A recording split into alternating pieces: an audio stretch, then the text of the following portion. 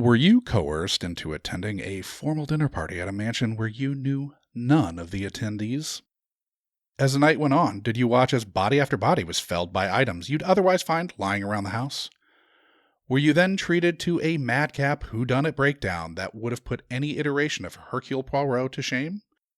If so, you may have just been accused of murdering a half-dozen people in the Unkind Rewind, where we saw the 1985 classic board game adaptation, Clue.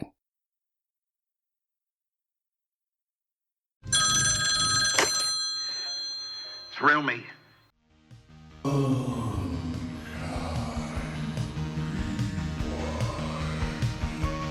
gonna name you Coda. You get a name too, Podo. His name is Happy Harry Hardon. He's a total sex maniac. Of course.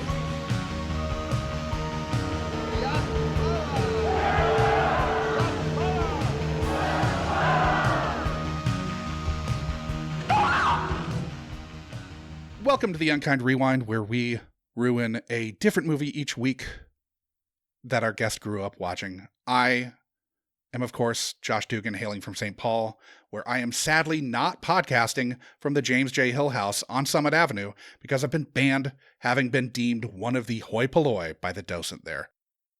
As always, I'm joined by my co-host, Sean McGrath. Sean, did you have your nicest suit pressed to attend this evening's dinner party in the hopes of being groped by one or more of the male guests? Yeah, and I was given an alias when I walked through the door. I couldn't get my real name. They just gave me the name Dr. Giggles. Okay. I tried to bring up the conflict of interest because we'll probably do Dr. Giggles on this fucking podcast, but Sure, yeah. Yeah, and I would, I just caution the audience who heard Josh's intro that we don't necessarily ruin the movie. There are exceptions to that. It is not our intention to ruin a movie, Sure. But we are not bound by any decorum if it needs to be ruined. Yeah. On the line this week, we're joined by the convivial Kt Baldassaro. Probably our first convivial guest. Yes. Yeah. I feel so vivial. Have With you Vivi. been? Yes. Have you been saving up your energy to give your mile-a-minute rundown of who killed all 6 of the Who's who were killed over the course of this murder-filled evening? I've been following you around all time, memorizing your lines to get them right. Nice. KT, why don't you tell the listeners who showed up so late as to ensure that they'll be killed by one of the other dinner guests, and obviously also missed your Q's and T's installment last week, a little bit about yourself? Oh, sure. We'll do that again. From the top, in case you missed it. Yeah. Yes. like one of the co-hosts. I don't know what you're talking about. I'm Kt Baldassaro. I go by Movie Runtime. That's my handle on everything. So if you're trying to find me on an app and you type in Movie Runtime, you've either found me or you're on some sort of app that I don't use. And please don't tell me about it. I cannot take another fucking app at this point, all right? You gotta get me on YouTube. You gotta get me on TikTok and Instagram and Blue Sky. And I'm sure there's another one that I installed, but Recbee, that I forgot about for my fans in India. Apparently there's a very good group of people out there who love talking about movies very insistently. Super awesome. Check out Recbee. Would Josh and I find you on Grindr under that name too? The one about for sandwiches?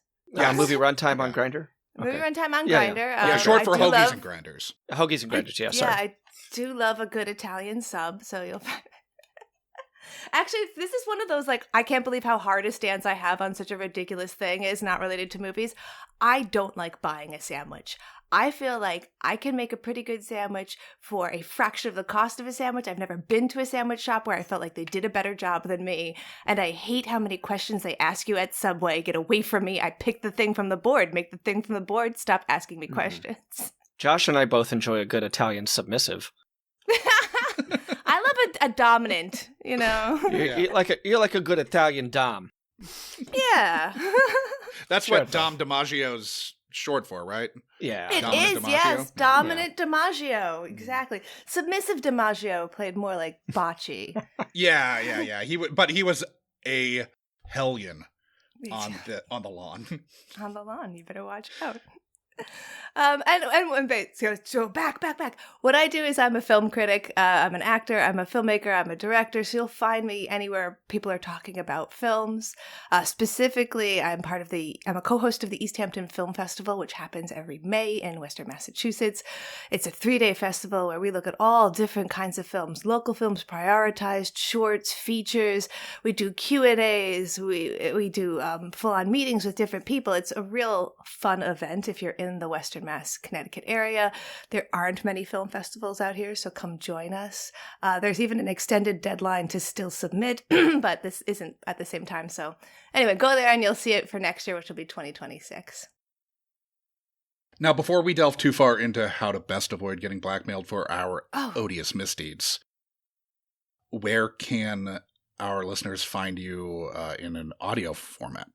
I just was going like this on my face, which they can't see because this is audio only, because I forgot to mention I have my own podcast, and I literally was recording last night. I know that I have this podcast, guys. I'm working on it right now. It's really fun, too. Yes, it's a sister to you guys, I feel like. For sure. I was talking about The Last Unicorn last night. That's the episode that is coming out next for me. And there's the scene between the harpy and the unicorn where she's like, "We are sisters, you and I." And I feel like, yeah, guys, we are sisters, you and I. We are definitely the harpy in that relationship. 100%. Yeah, I'm way too bright glitter pink to not take the moniker as Almathea. Josh and I don't have pink enough hair to be the unicorn. Definitely. You can have pink hair in your soul, in your heart. You can embody it. Well, mine's just a blackened, shriveled, coal, like lump of coal where a heart should be. So I think I'm definitely a harpy. Although, Josh, your carpet is pink. Yes. Yeah, obviously. Yeah. I mean, that wasn't my choice. But that's a YouTube exclusive. Patreon only, really. Yeah, Let's put that behind a paywall. That's actually on our OnlyFans. Mm-hmm. And in my show, What If I Don't Like It? It's the idea is kind of like your show, except instead of it being a movie that people saw a long time ago, it's a movie that they never saw and they judged negatively. And they just thought, like, this isn't going to be for me for whatever reason, or they completely forgot it existed. Make them sit down, make them watch the movie, and we see if their judgment ahead of time was correct, or if maybe they have to kind of reassess how they think about cinema. And sometimes I will admit, people nail it. They say the movie's going to suck. It does. It still does. But most of the time, we get them to turn around. In these cases, have you always seen the movie first? Are there situations where you have never seen the movie as well? It's I will play any gamut on this. I love to argue for things, even things I don't personally like. I grew up in a very Italian family, so believe it or not, I'm good at arguing. So people will come to me with a movie and I may not have ever seen it.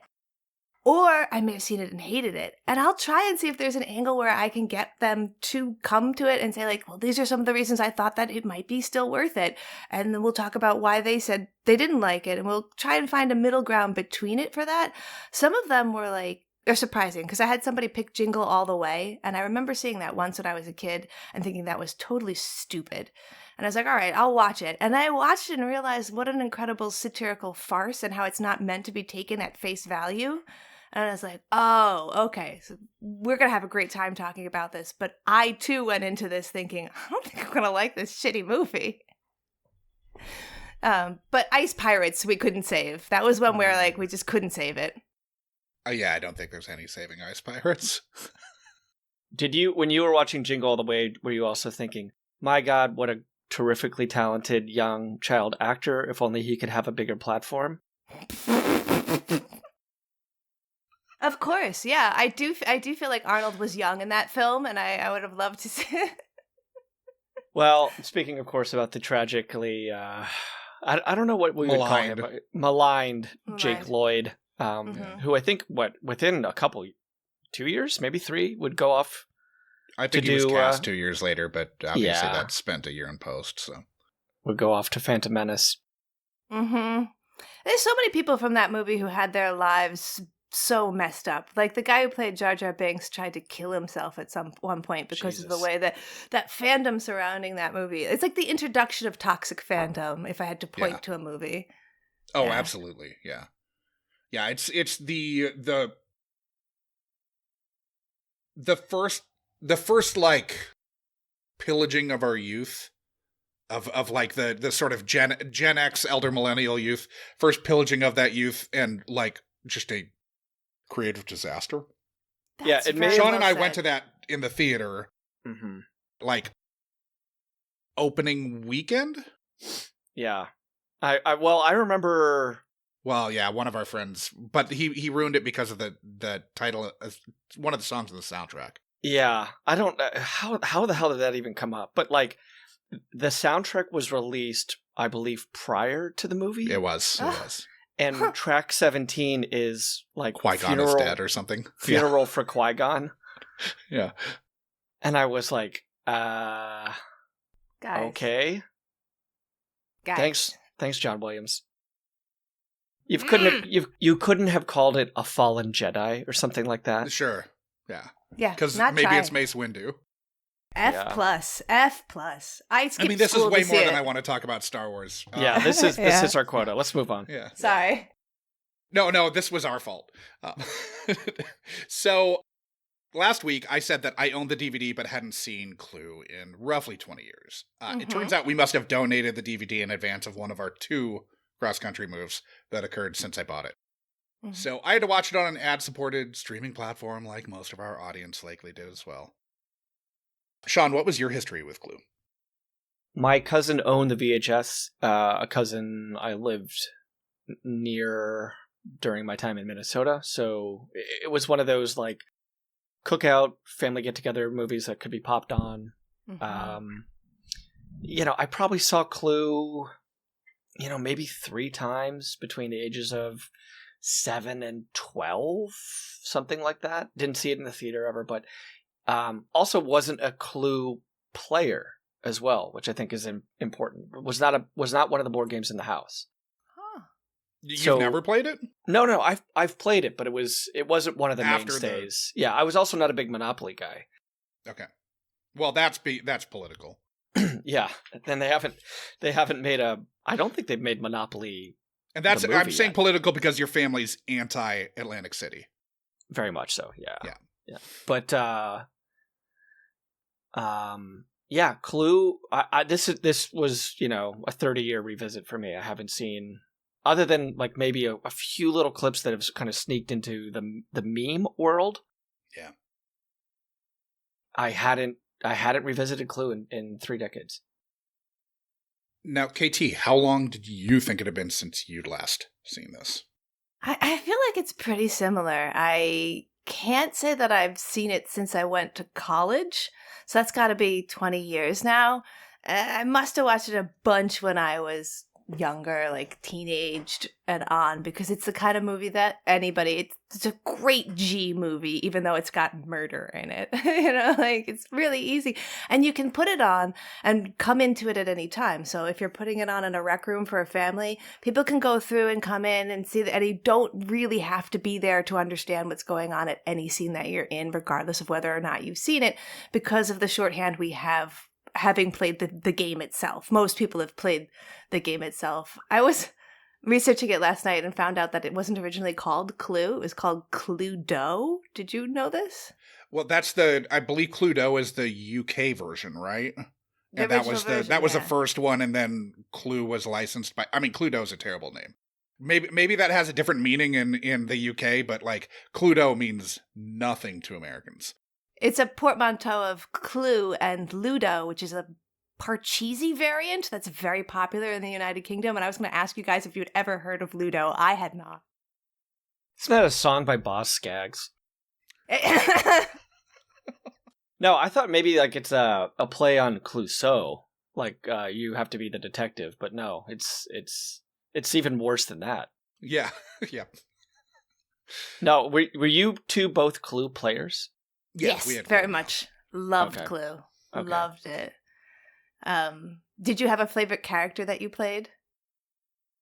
No, I was... I'm trying to think of, like, we had Clue, we had it, but, like, there were probably 5 or 6 games that would have gotten played before that. And at a certain point, by the time I was, like, 10 or so, it was the Genus 2 edition of Trivial Pursuit. We were big Trivial Pursuit. We were big Sorry.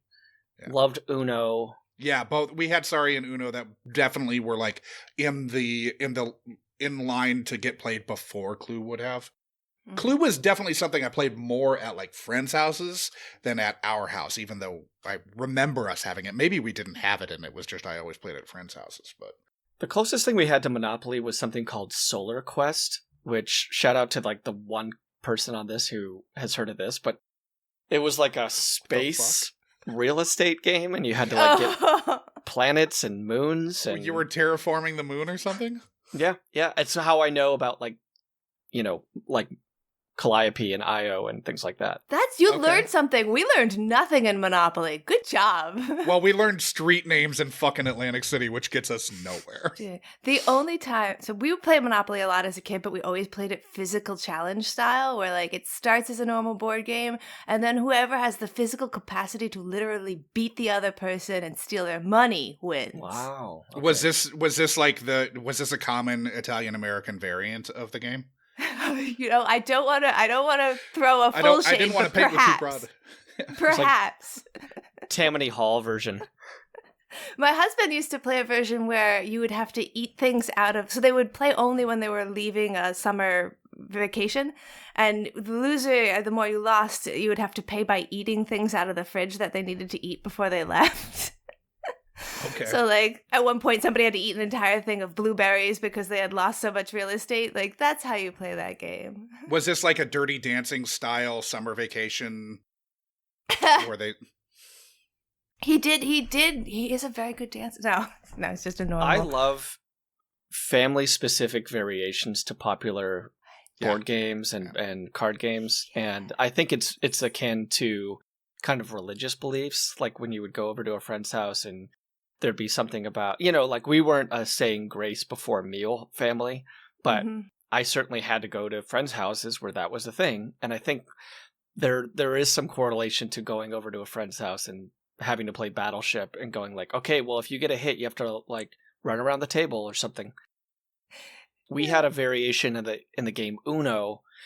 Sometimes when you would be drawing from the middle deck and you couldn't get the card that you needed to play, we had a taunting chant that the family would in unison sing out as you were drawing cards that went, eat them bones, yummy, yummy, yummy, yummy, eat them bones. Superb. I am stealing this. This is now part of my life. And it would drive you crazy as you were down to like 1 or 2 cards and now you had half the deck. Because you couldn't get a blue 6 or something. Yeah. Eat them bones. So yeah, I love hearing the variation to your games within the KT house. Oh, we never played a game straight. We never played a game straight. We were big fans of Calvin and Hobbes, which invented the concept of Calvin ball. And we took that into everything we could. Like, I would say the most insane game we played was badminton, but we didn't play it right at all. We would tape the rackets to each one of your hands, so your hands were now only rackets. And you had to be able to pick up the birdie and spike, and it was way more. It was insane. How many badminton rackets did your family have? We had 2 full sets because the net broke, and you can't just buy another net. So we bought another net, which came with 4 things. So we had like 8 of them. What kind of tape were you guys using? Like gaff tape or electrical tape? Okay. That's expensive. Jesus. Do you remember if Clue was held sacred, or did you have a variant to that? There wasn't any variants to Clue. We would just play it as is. That was one of the few games, because we were very good. We all had photographic memories, so we couldn't play Trivial Pursuit too much because after like 3 years, we all had memorized all of the questions and it wasn't very fun anymore. So Clue was a game we could put down where it was really hard to kind of variant on it. Like you just had to focus. Yeah. It was also at one point digital. So we had it on the computer, and you couldn't fuck with the computer too much. You couldn't steal from the computer. You could tackle each other and then be in charge of messing with it, but harder. With Trivial Pursuit, do you have any like when you're at trivia, do you answer in like 1985 answers where like you're answering East or West Germany or the USSR or Soviet Union or something? Yes. Yeah, sometimes. And also, I'm super tempted to always answer Jimmy Carter because a lot of the presidential questions are always Jimmy Carter. Sure. It's like just recent enough, but not like current event for the game's purposes. Yeah. It's great. Okay, so before we get to the nuts and bolts about your memories of Clue, you talked about how your dad had strong opinions about films, namely hating Eraserhead and The Godfather Part 3 so much that you cannot watch them until he's shuffled off this mortal coil. Do you have a memory of watching Clue with your parents at all? Yeah, Okay. definitely. We watched this together. This is right in the juicy, like, Mel Brooks kind. They were big fans of the Christopher Guest troupe. Sure. And everyone involved in that. So it's got Michael McKean in here, and he's coming off of Spinal Tap. So like anything that would circle around those kinds of ensemble actors that they really loved would always get shown to us, especially if the comedy was obtuse. And obviously Madeline Kahn is kind of Yeah. Mel Brooks royalty. Right. Exactly. So there were a lot of key players in here where they felt pretty strong about like, oh, I'm going to enjoy this. They were very rare to put a movie on that they thought we would like. It was really, we were just also there.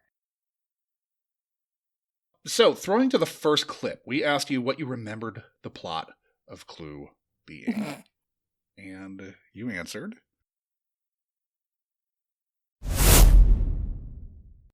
This is my favorite thing to ask people when they haven't seen the movie as well. What do you think it's about? And it's Sure. like sometimes they nail it, and sometimes it's like, oh, they're gonna be in for it. Okay, Clue has multiple endings. I do remember, I remember the whole thing about Clue. And of course, I played Clue a lot as a kid. I also kind of forget the beginning feels a lot like the beginning for Rocky Horror Picture Show. So sometimes the images of the two get stuck together where they're like, people come to a mansion. And like, well, they didn't break down. They chose to come to the mansion. There's a party. They've been invited there mysteriously. Again, this is like any movie from the 1930s, tons of setups. They don't know why they've been invited there.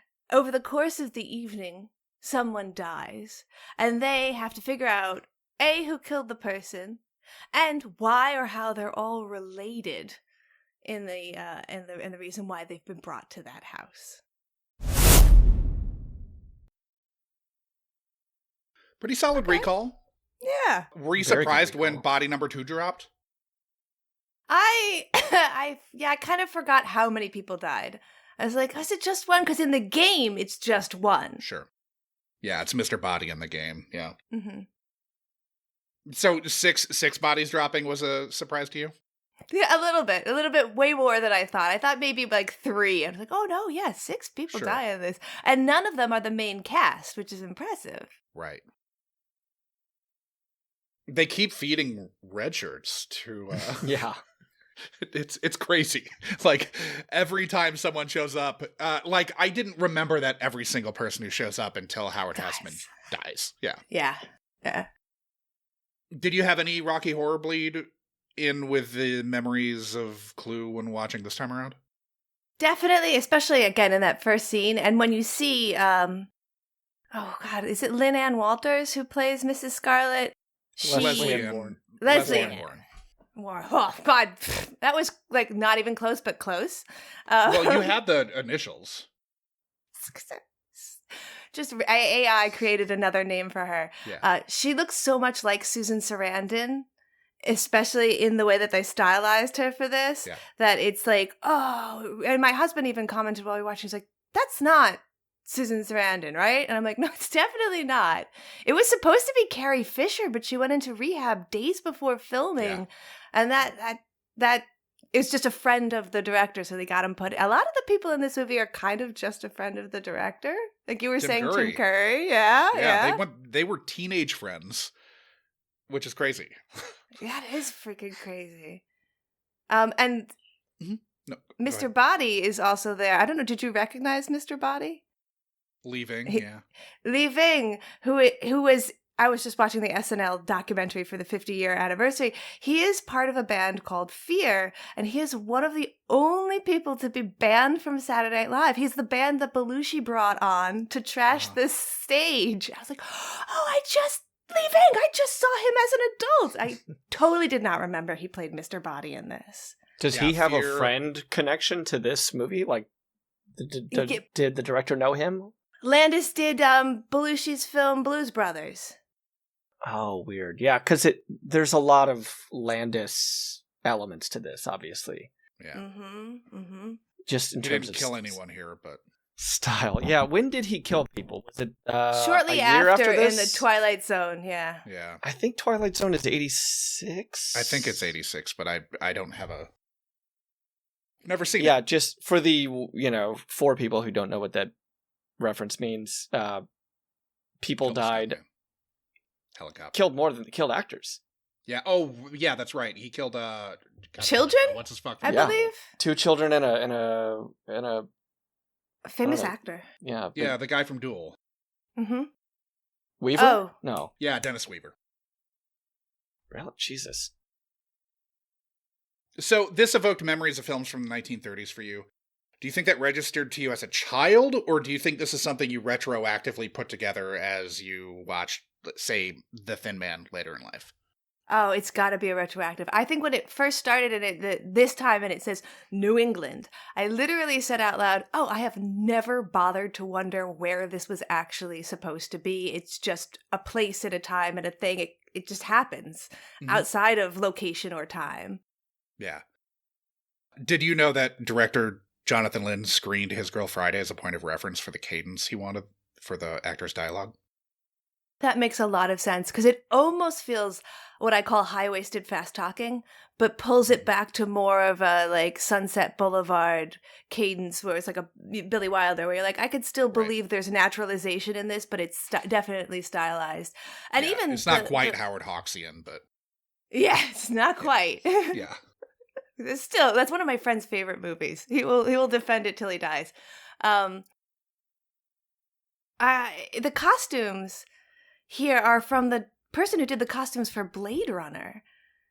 So they're really, really stylized, and they definitely, because Blade Runner also has that like, it's the future, but it feels like the past thing. So I wonder if, again, we're picking up on that, or if it just feels retroactively appropriate to say.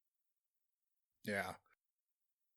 By the way, real quick, Twilight Zone was 83, and the actor that was killed was Vic Morrow, not Dennis Weaver. Oh, shit. Fuck. Yeah. Okay. Dennis Weaver died in his 80s. Oh. Must be nice. Also decapitated by a helicopter, but that's... by choice. By choice, yeah. That was like a... He was on death row, and he chose that as the option. Yeah. It's an American version of seppuku. Mm-hmm. Yes. Yeah, and it's only an option if you're convicted of a capital offense in Utah. Yeah, so it's lethal injection or decapitation by a helicopter. Or firing squad. Yeah. Because the last firing squad execution was... But the firing squad has to be from somebody in a helicopter. Yes, yeah. Ooh, zigzag, and motherfucker. They have to be coming straight from trying to kill a bunch of wolves. This sounds like a video game level of the Top Gun Nintendo game. I think I don't even know what that may have been. I was referring to Sarah Palin was talking. Oh, okay. Yeah, that was the thing. Well, anyway. Okay. Sorry. So, thrown to the next clip, we asked you how old you were while watching Clue on a loop. Oh, man. I just want to say Clue has been a movie that has always been a movie for me. Like, in as much as, like, The Land Before Time has always been a movie. Clue has always been a movie. It's a comedy. It's fine for kids. It's got Carol Kane. I think it was one of the people. My dad was very much about, like, showing us these comedic actors especially women, and being like, look at these are really exceptional actresses. Yeah. I need you to see how funny these are. And we loved Mel Brooks, and it was kind of Mel Brooks adjacent. Yeah. So like, I just want to say, like, I've always known that this movie existed. Well, obviously I meant Madeline Kahn, said Carol Kane. Another Right. wonderful woman, but yeah. I would The weird say- thing is, it didn't scream wrong to me when you said it, and you said Madeline Kahn later and like corrected yourself. But like when you said Carol Kane, I was like, oh, that didn't like jump out as a like. I knew Madeline Kahn was in this, but it wouldn't have surprised me if Carol Kane was in this. I've never made that mistake, and I wasn't here for the pre-interview, of course, but when you said that, KT, I was like, oh shit, she'd be fucking terrific in this movie. Like, she is such in this wheelhouse. And even vocally, she is so close to Madeline Kahn, especially in that kind of higher register. Mm-hmm. Not to take anything away from Madeline Kahn, who I know that we're going to talk about, but yeah, hearing Carol Kane's name, mid-80s, she is the alt in this, like the swing that you would, if this was a play that you would cast, and you would just have her know, 3 of those roles plus Yvette, right? I think she could have replaced Eileen Brennan and actually been a step She up. could have, yeah. I was she absolutely just gonna could have. say that. I Yeah. know the age difference isn't quite as much Right. between the two actresses, but you could accomplish that with the makeup and costume Mm. anyway. Yvette was almost Jennifer Jason Leigh, Madonna, or Demi Moore. So there were some weird. I mean, they say that Colleen Camp got it because she auditioned in an actual French maid's costume, and Wow. Yes. and Yeah. Landis has kind of confirmed that in interviews later on. Let's talk about maybe that for just a second. Yeah, the elephant in the room. The elephant being her cleavage. I mean, Jesus Christ, right? Like, I mean, maybe there's just a long pause that it doesn't need to be commentated on, but as a, you saw this movie around 8, 10.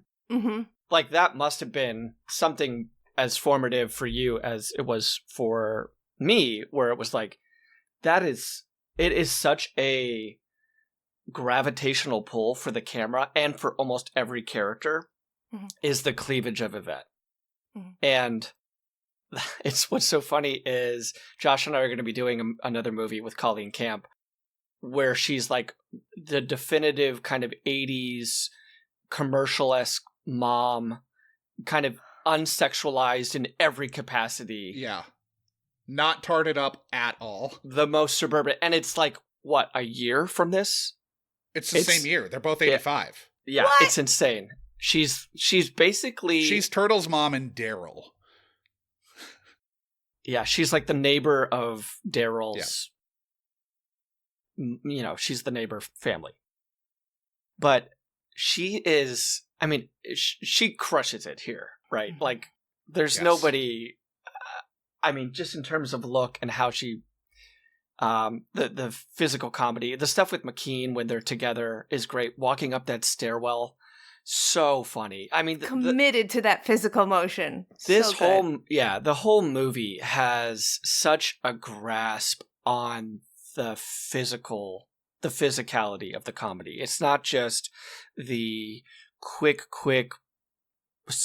somewhat British style farce repartee between the actors, which again is very good, but the physicality, I mean, I had completely forgotten the pratfall as McKean and Curry come together, which look like season-ending injuries. Yes, yeah. She took so much air. I was so impressed. It looks like it's them, right? Yeah. And there's no mat to land on. It looks like it's them, and they landed right on the ground. And I Yeah. know how to do a fall like that. I've done circusing. I know you can do a fall like that safely. That's a real skilled fall. Yeah. It's a real high point in terms of physical comedy movies. At Curry's run, especially during kind of the last third of this movie when he's going through the scenarios, like the high elbow, fist pumping runs, the hunched shoulders. It's like, it is 1930s movies. It's Marxian Brothers. Yeah. You know, the people spilling out of doorways and you know, cabins and things like that. But yeah, Colleen Camp, my goodness, like a very early formative icon for me as like someone discovering, you know, sexuality and things like that, because this was not a movie that was kind of packaged as adult, like body comedy. There's no nudity in this movie, but my goodness, like it's a real barometer kind of on a young boy's sexuality spectrum to seeing Colleen Camp as again leaning much into this kind of fetish thing. And again, as an actor, in KT, maybe you've heard about this as you've auditioned, is like, do you dress, you know, do you lean into that? Every once in a while, there'd be a thing for like you know, an outdoorsman, and you see somebody in the waiting room who's got their red and black flannel and just got their, you know, tucked into some brawny man jeans and has got the skull cap. And is that too much, right? Are you trying too hard, right? Colleen Camp, having auditioned in a maid outfit, is a testament that maybe sometimes it works. I think she took such a big swing. It is a testament to go big in an audition, because you can always dial it back. Yeah. And she also took advantage of misogyny in the 80s. That she was like, they want tits, I'll give them fucking tits. And then she goes and does another movie without tits. Like, she, you know, if you got it, flaunt it, to quote Mel Brooks in another piece. She really does show that. And even the French accent that she did, that character was not supposed to have that accent. The executives and producers thought it was stupid and wanted her to stop doing it. Landis lets her keep doing it because nobody on set could stop laughing. They thought it was hilarious. And then they have her break it in one of the ads to show that it was always meant to be bad. I loved that every single actor on this seems to be taking a big swing. A lot of them got to improv. A lot of them got to feel safe in that space. And then you get this kind of physical comedy, because you can't be that kind of comedy without trusting each other. Where you've got Curry running around. The scene where he pulls Madeline Kahn up the stairs and just lets her go, and she just like lies down on them. Yeah. Like, that has to have been improv. And it is so perfect. You only get that when actors feel very comfortable with one another. Right. Now, was this a movie that was introduced to you by like older siblings because they were around, or were your parents leading the way on this? Because you described this as being something that was always like, that was present before you were cognizant of anything. Yeah, I think it would have been my parents who probably put this on, because they knew all the actors in it and they thought it was funny, and they knew that we could watch it, and it was a game that we had played. With regards to like with regards to Colleen Camp's breasts, like my favorite movie that I've like, one of the first movies that was given to me is The Last Unicorn, which has 2 scenes of very big heaving breasts in it. So I was used to seeing that since I was like a little kid, and it just didn't even register with me. It was just like, she had boobs, they were there. So I can't say I related to that aspect of it, but I definitely, when watching it this time, the first time I saw her on screen, I was like, wow, you can see her breathing every single breath. It's like And I know that Miss Scarlett, playing Miss Scarlett, couldn't even sit down because her corset was so tight. Yeah, she had to stay. There were certain things that she couldn't play pool. They would play pool in between setups, and she had to like lean against a doorway or something. And you can see every time she sits down, she's kind of just like, yeah, both of their chests are very much on display for this entire movie. As a cishet white dude, like I was distracted this time around. It was, you could be a cishet, very front and center. Yeah, your whiteness has nothing really to do with that, but cishet certainly. Yeah, sure. I do love though how a lot of the ladies use it. Like, it becomes a powerful weapon that they're using, and they do kind of put the men in their place. And anytime you see a male character being misogynistic, or you get that kind of view, it feels like the camera is trying to tell us, this guy's an asshole. This is a bad person. This might be a murderer. Yeah. Yeah, Plum certainly, right? Like Plum, and it is funny because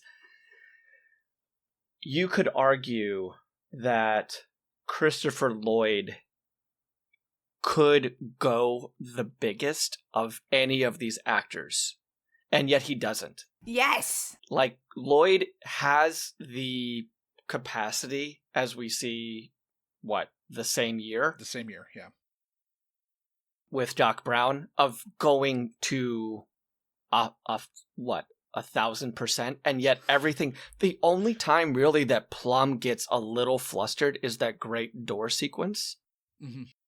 But other than that, he is pretty sedate, right? He is playing certainly like against his type. But as KT mentioned, like, he is oftentimes shown in kind of a disparaging light as like a misogynistic asshole. Like, he's the one who, breaks the car hard when he sees Scarlett leaning over the hood. That's how we kind of get introduced to him. Mm-hmm. He's mesmerized by Yvette's breasts at certain times. He's the one who puts, does he like grab the ass of Scarlett at some point? Yes. Yeah. Like, there's an accidental, like, I think the lights come on and he's like on top of someone and you're like, Right. oh! Right. Yeah, there's a lot of showing him being a total douchebag. And then the irony there is when you get to the ending, spoiler, the only two endings that aren't the ending where everybody kind of did it a little have the women do it.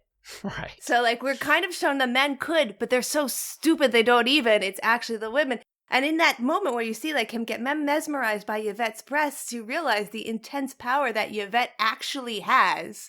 Right. And you're like, oh, is she a victim or is she going to kill someone? And she does. I mean, the camera is definitely doing some lifting on Yvette's powers, too. That's what we call a male gaze, yes. Oh, it's sure male gaze. Was it surprising to you how front and center, in a movie that's ostensibly for children, how front and center all of this, like sexualizing, objectifying of women, how front and center that all was? No. I'm going to again go back to The Last Unicorn, which is literally just like huge themes of what it is to be a woman and how you even have to perform, put on makeup to look like a woman when you are a woman. Like, this is so ingrained in me that I was like, oh yeah, no, that's just everywhere all the time. I was actually surprised by how I thought it would be worse. I thought it would be more offensive. I thought it would have aged poorly in some places, and I don't really think I found any place where I was like, huh, what did that character just fucking say? I mean, there are multiple women who are groped in this.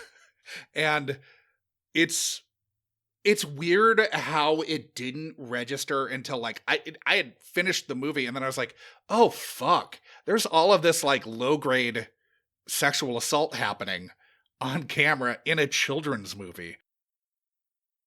Which... But... Mm-hmm. Yeah, I mean, it's like,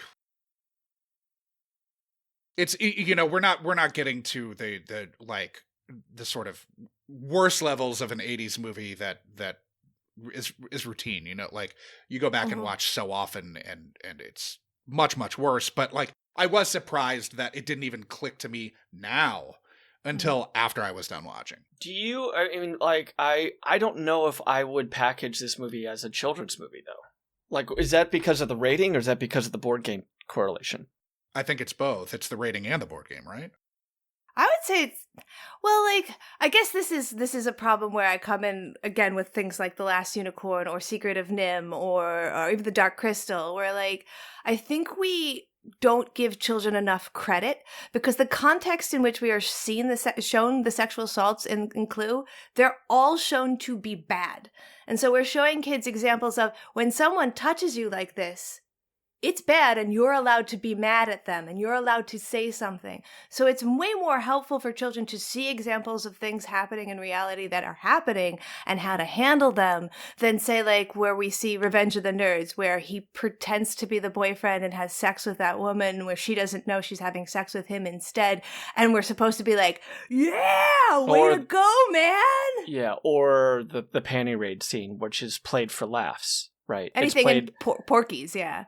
Yeah, or where we do have, kind of the gratuitous just breasts in front of camera for no apparent reason from nameless characters just to show breasts.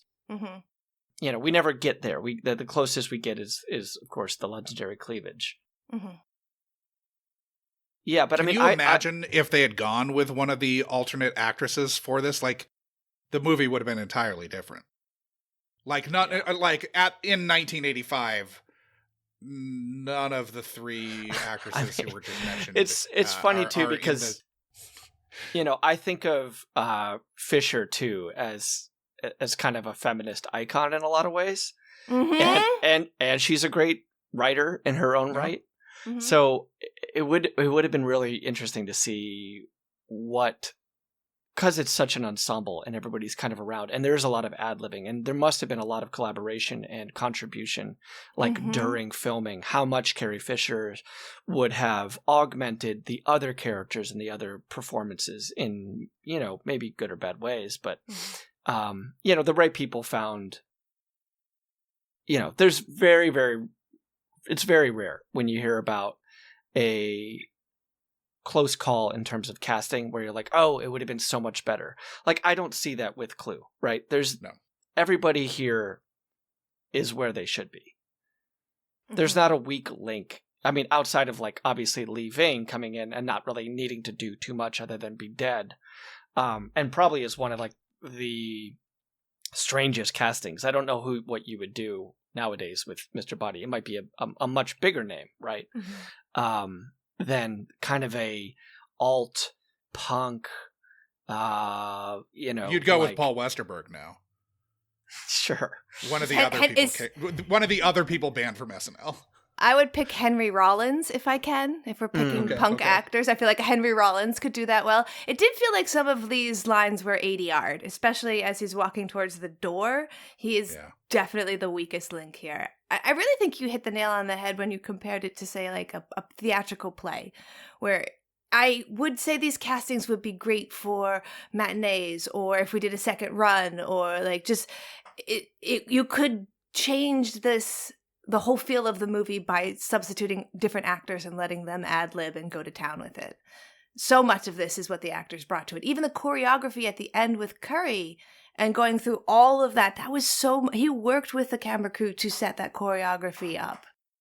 One thing that you find, and KT as an actor, I'm sure that you've had experience with this, but we have a predominantly theater-based cast. And I don't mean that they did theater for the majority of their career, but Kahn, Brennan, Lloyd all start in theater. I'm sure Leslie Ann Warren has some theater credits too. Martin Mull, I know, did like weird kind of performative comedy through the 70s. McKean did a comedy group, a Carnegie Mellon, with the guy played Squiggy. I can't remember his name right now. From Laverne and Shirley, before he kind of got his big break on that TV show. But like, obviously with Spinal Tap, like has a real big performative background and a lot improv. lot of improv here, right? And of course, being one of the Christopher Guest guys, you can be a really great actor and ad-lib for shit. And not be able to do it unless you've had time to read over a line that somebody else wrote. I've worked with an actor that Josh and I like quite a bit. I will not say his name right now, but could not ad-lib. I know who you're talking about. Yeah, could not ad-lib to save his life. I'll just say he played a boyfriend of Carrie Bradshaw. But yeah. You can check Sean's credits. Check my credits. Okay, I've got 4 possible people. So this is a movie that casted extremely strong theatrical actors who are adept working in an ensemble or adept working at it with, these are long days too, when there's not a lot of like, hey, we're just going to do McKean and Camp today. Everybody else, like everybody is there the entire time. Everybody's in the fucking same room the entire time. They're the background actors to their own shit too. Yeah. Yeah. And that type of like theatrical spirit of like, we're all in this together. And when you do, like a 3-month, 6-month run of a play, as an actor, things happen. Like you start to find new ways to say something. The first performance is very different than closing night. Oh my God, yes. And I'm sure as you're going through these takes, and I don't know what the shooting schedule was like on something like this. It was at least all on the lot at Paramount, so like pretty easy. Yeah, pretty easy, like shoot wise, like ostensibly, like it's a controlled. Everything's inside. Everything's on the lot. Everything's like on one of 2 sound stages. 17 and 18 for those who are keeping track. This mansion, right, is very much like they're gonna have to pull walls apart. They're gonna have to go into bookcases and things like that. Like there's gonna have to be a lot of construction on this set, and like very obviously a matte painting as they're driving up to this mansion. Like this could not be any more of like a Wile E. Coyote pulling down a scrim of a mansion for the Roadrunner to run into, right? Yeah. But there's so much of that spirit evident in this movie of teamwork and like communal spirit, and it does feel very much like a play in a good way. Like I'm saying that as a compliment and not like going to see the piano lessons, right? Recently, directed by Denzel Washington's kid, where it was like, okay, this feels so much like a play, but in a negative sense. Yeah, and you hit at one of my all-time favorite trivia facts about this movie that I only just discovered while looking at stuff to watch it this time. The original version of the script is written by Thomas Stoppard, my favorite playwright of all time. Rosencrantz's Guildenstern are dead. We're talking about the highest level of literary wit level writing, like our modern day Shakespeare. He actually takes his entire script after working for a year on it, gives it back to them and says, don't pay me anything. I don't know how to make this work. And so it feels as though those bits are still somehow in there. There's these theatrical DNA from the very first point. And you're so right. If I was casting something like this that's on a soundstage, which means we've got a flat stage, it's going to be like a theater.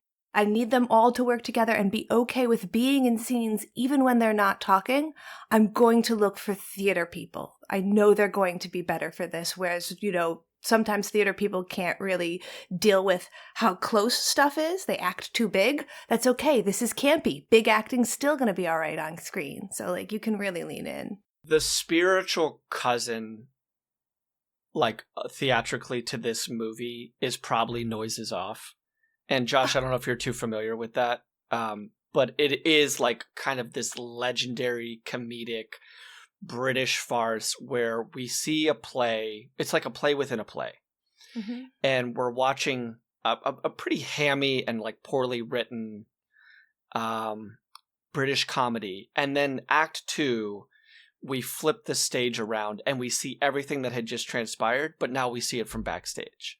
Okay. And that energy is so existent. It's such a permeating force in Clue of this type of almost like retcon style ending, which I don't know if I've ever seen something quite like this. Maybe we should talk a little bit about that. But the energy, the kind of the exhaustion of that third act, is very Noises Off. And again, as KT mentioned, Tom Stoppard having such a grasp on the English language and repartee, and something that happens a lot in this movie are insults where the character doesn't know they've been insulted. Love such a great element to the screenplay on this. Mm-hmm. Did you see who else was brought in? Like, Jonathan Lynn's the credited screenwriter, but did you see who else Landis brought in? Mm-mm. He brought in Stephen Sondheim. Oh. Wow. And he brought in Anthony Perkins. What? Yeah, they were both helping with the screenplay, and like, obviously, like, it was never in a place that they could have shot it. Lynn came in and like put it all together. But yeah, very strange trio of uncredited screenwriters on this. That feels like a witch's brew. Where, like, I need a little bit of death, get me Perkins. I need a little bit of comedy and wit, get me Stoppard. Like, these perfect. Let's make it a little musical. We'll get Steven in here and, like, this witch's brew. Like, oh, yeah, I can see how this comes out to be both so good and such a commercial failure.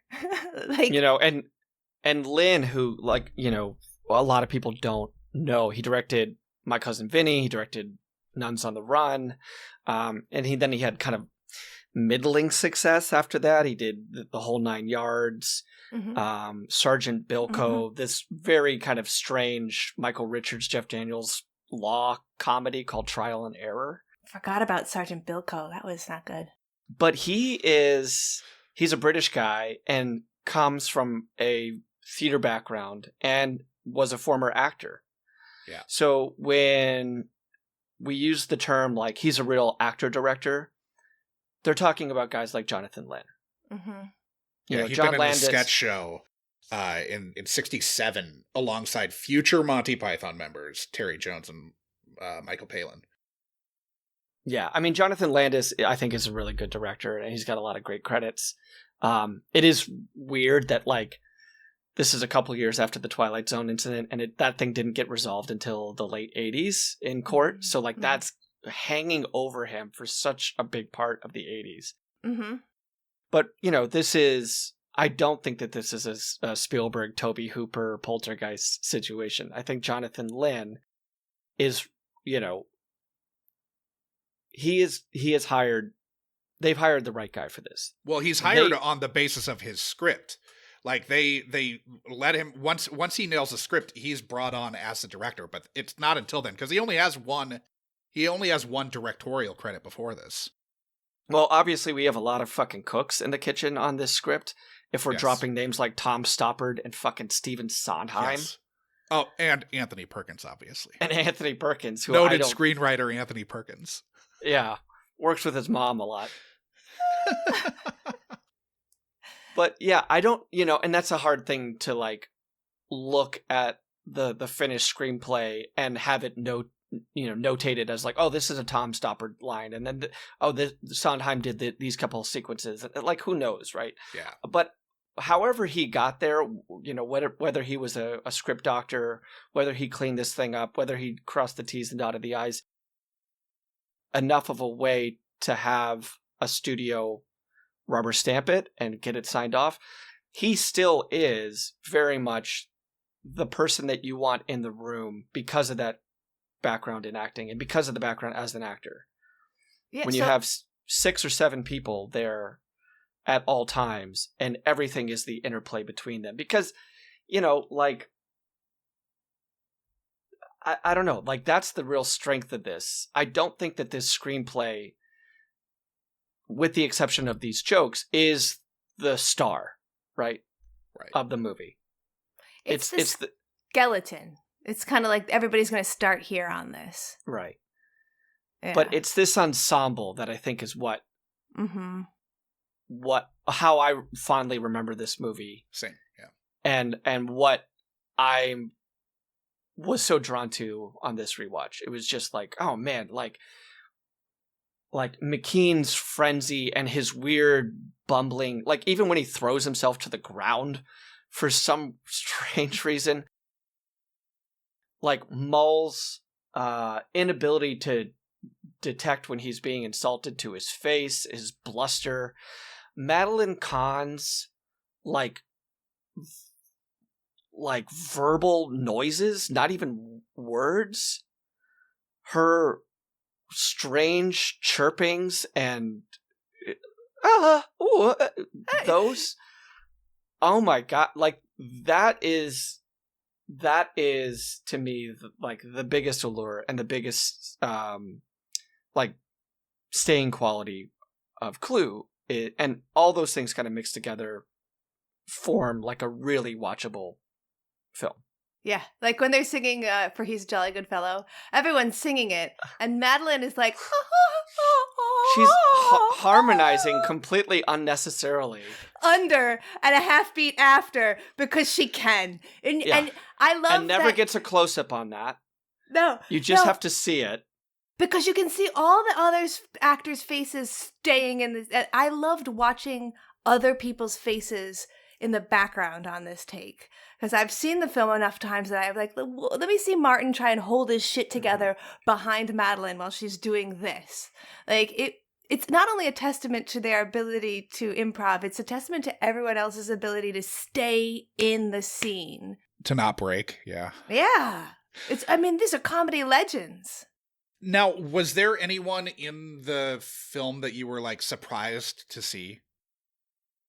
Like, that you had forgotten was in this, KT? I think it was Leaving. Leaving was probably the only person I forgot because I don't think I knew who he was the last time I saw this. Sure. Did you know who Jane Wiedlin was? The singing telegram? Yeah. Yeah, I did know she was from Okay. the Go-Go's, I think. Yeah. And that makes, because I remember people being like, oh, it's hilarious. She only sings like this much of anything. Oh, yeah. Now, I mean, on that joke too, it's such a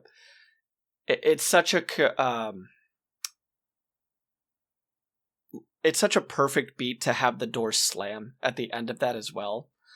Like, everything is comedically so mathematical in that. Like, the rhythm of that door opening, dun-dun-dun-dun-dun. And then to have the gun, the body, and the door slam. Yeah, it's showing you that you're in the room with people who know what they're doing. That must have been Sondheim. That must have been the Sondheim bit right there. That's his influence. I do think I also noticed a lot of the editing, because we're talking about how great the ensemble is, and the ability to cut all of this frenetic acting together and not have it feel like I am watching a TikTok video where somebody's just cutting for the sake of cutting. That's harder to do than I think I realized when I used to watch this movie. Sure. Now, you said that you still, to this day, quote Madeline Kahn's Flames monologue. Yeah. Watching it again in 2025, had you been quoting the monologue word for word, or had you made like slight changes, like with Luke, I am your father, when it's no, I am your father? Like, had you made alterations without knowing it? I guess I thought I didn't memorize the whole thing. I was like, oh, it's so short. It's just the and that's all that it is. It's just a little flourish. So, no. It's so stammery too, right? Yeah. It's not like Luke, I am your father, or, Play it, Sam. Yeah, I wish I could quit you, which is not the line. The line from Brokeback is, I wish I knew how to quit you. Yeah. I mean, those are very clear lines, right? But what Madeline Kahn is doing is this like monster from the id. Like, she's so angry she can't even verbalize. So, like, as close as you can get to that, right? Yeah, it's so unique to her. It's such a fun acting exercise where you can see she's been playing this very reserved woman the whole time. She is now going to let go, but even in letting go, it's like a barely a simmer, but it's also on fire. It's like, how does she manage to look like she's completely lost it, but still be reserved? It's really lovely. I love watching it. Do you think that there was anything about Clue that spoke specifically to the younger version of yourself who dressed as a woman in black and white being attacked by birds for Halloween, and who you described as very weird? Yeah, I forgot how frequently I actually dressed like Mrs. White in real life whenever I got the chance. Even though I always would play Mrs. Scarlet, and right now I look like Mrs. Peacock, when I was watching this as a kid, I wanted to have the aesthetic of Mrs. White. Okay. And like the weirdness, the lines that I remembered distinctly, I was like, yeah, I was a fucking weird kid. Because I'm like, oh yeah, the monkey brain stew, though popular in Cantonese cuisine. Like, I remember that in my bones. What's This is a wrong popular- with me? This is a real popular era for Monkey Brains because we were just coming off of Temple of Doom. Right? Oh man. So yeah, I definitely think it highlighted, like, especially because I'm watching Clue. I watched Clue the day after I watched The Last Unicorn again. And these are influential children's movies, and I'm like, these are not children's movies. Why was I watching this at age 8? And yet, it came out fine. It's fine. You're still here. I mean, I think, yeah, and to go back, just to kind of put a bow on this, like, this movie is rated PG. The movie is related to a family board game, which I think is what is the Trojan horse that gets this movie into kind of in front of kids. You know, that parents are seeing it and going, oh, okay, we play that every Sunday. Like, of course, oh, it's rated PG, right? Like, you know, Ghostbusters were just rated PG, and Ghostbusters has, like, arguably a lot more riskier types of humor than something like this. This is 1985, and PG as a rating has literally just come out. Gremlins was rated G, and it caused that big, huge turmoil. Or PG and PG-13. Oh, yeah, yes. So, like, Gremlins being PG pissed people off. Like, nobody knew what to expect of a PG movie this year. And I want to say throughout all of the 80s, they had this really bad inability to properly label things because they didn't really know what they're... And we still don't really know how the fucking rating system works. There's no actual release of the rules for it. So these arbitrary assignments and like...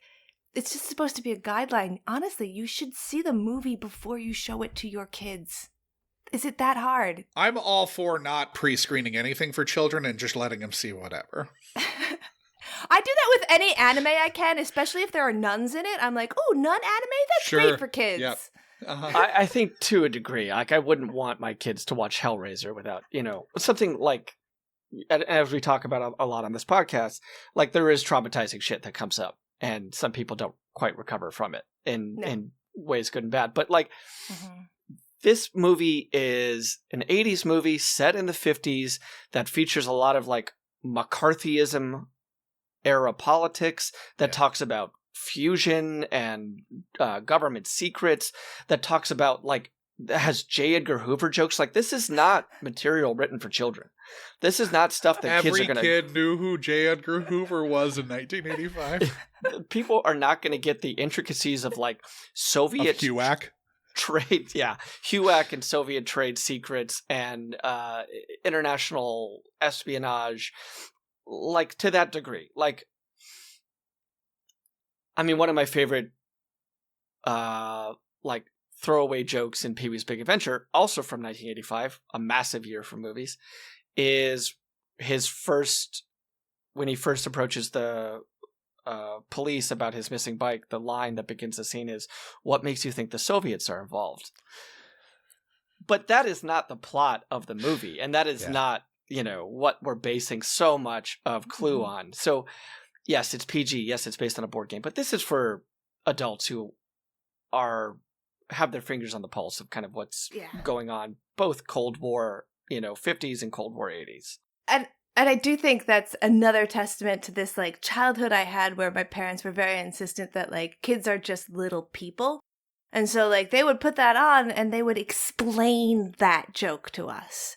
So, like, I was also a kid, I said in my interview earlier, that I got thrown out of a house when I was 13 for trying to have a viewing of Deconstructing Harry. So I was a big Woody Allen fan, and I really, like, and you think, well, how would you get any of the jokes in Woody Allen? Because I was sat down and explained them. This was like, my parents thought this was important that I understand how the Cold War works so that I'll get jokes in future movies, because they're still going to keep watching these goddamn movies.